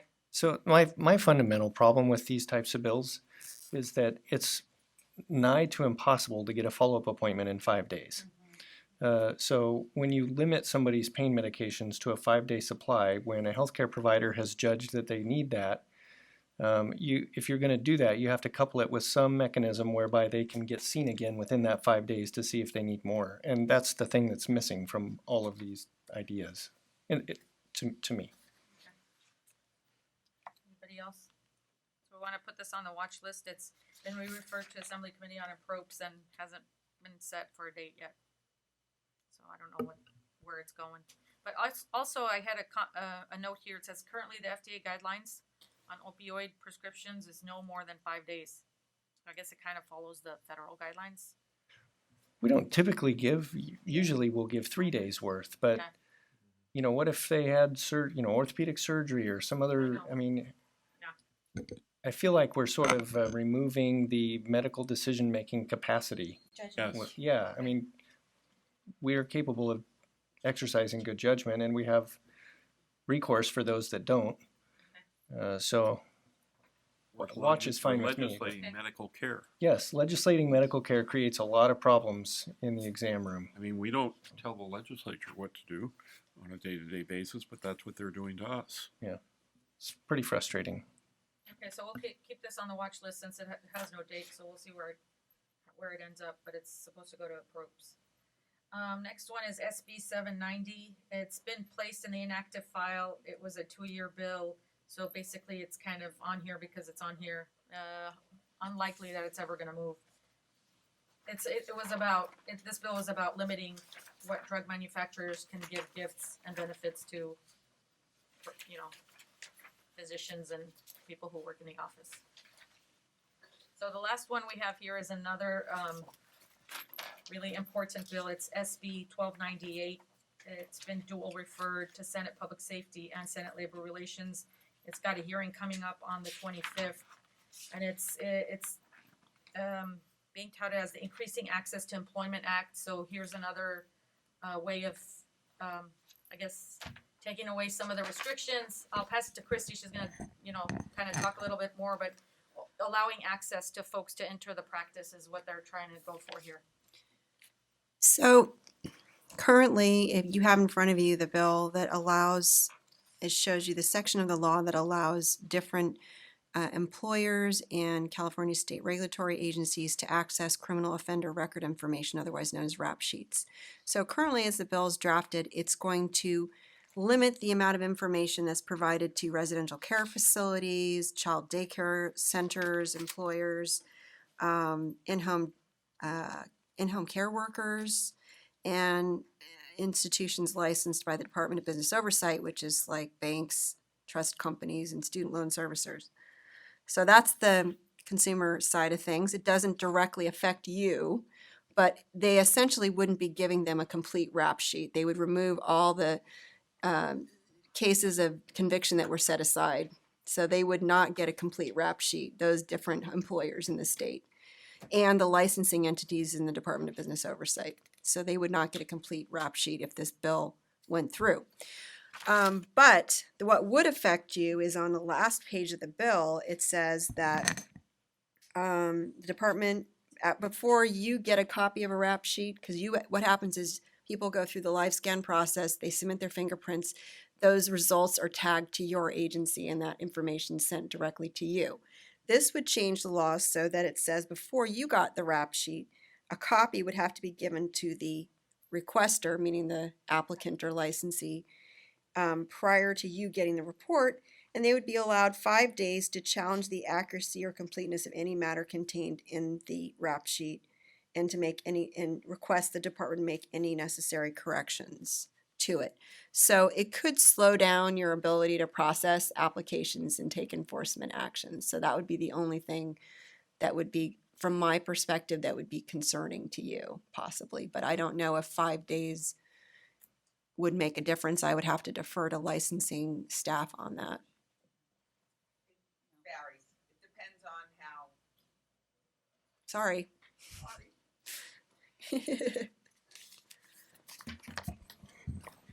The short of it is no, it would not affect licensing. Okay, because thank you. we still have to wait for other documents. Okay, thank you. So watch. Okay, so I think I think it's important that we keep this on the watch list. It has a hearing on the 25th, so again, we'll kind of follow it and see what, if any amendments happen or where it goes. Since it is one of those very loaded ones. And I think that's all we have. That's it. Did I go fast enough? Sorry. This was my first time, please. You did very, very well. Thank you Thank you. to Mary and Sonia for an outstanding legislative report. Do we want 10 minutes and then we're go into strategic planning? Are you gonna ask if we have any agenda items? You wanna do that now? Yes. Because I do need to add one thing for the next agenda item. It's another bill that we wanna keep track of. Do you want me? Sure, go for it. Okay, I'd like to have the agenda note next time around AB Assembly Bill 2409, please. And any others that come about during that time period. Right, yeah. Okay. And, And of course, we'll include the ones that we designated as watch. We'll carry them over, please. Thank you. and we'll discuss the lease. I have that.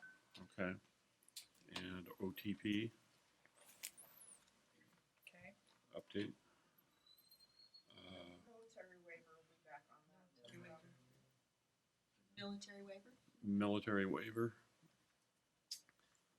Finance Subcommittee report.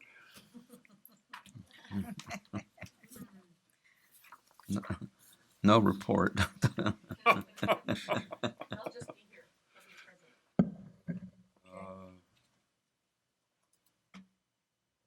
North Carolina. Yeah, I guess. How long do we have to keep that on forever? As long as you like. You don't have to put it on if you don't. Okay, let's not put it on. Let's see what happens. Okay. What's been on for a year and a half? Education workforce? Yeah, I'll Okay. update total number, or we will update total Okay. number of expected graduates with the programs. Okay. And cost and some other stuff too. Bob, I believe we'll probably have another regulation hearing Yes. for retired status. Retired status. Will be a reg hearing. Probably strategic planning, Finally.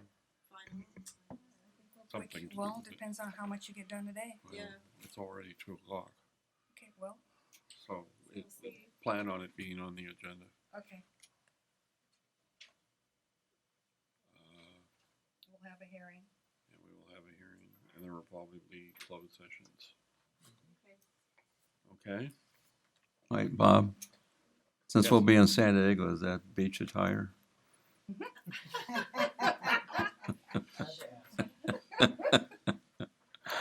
You go to your room. Okay, so let's take a 10-minute break, and then we will come back for solid.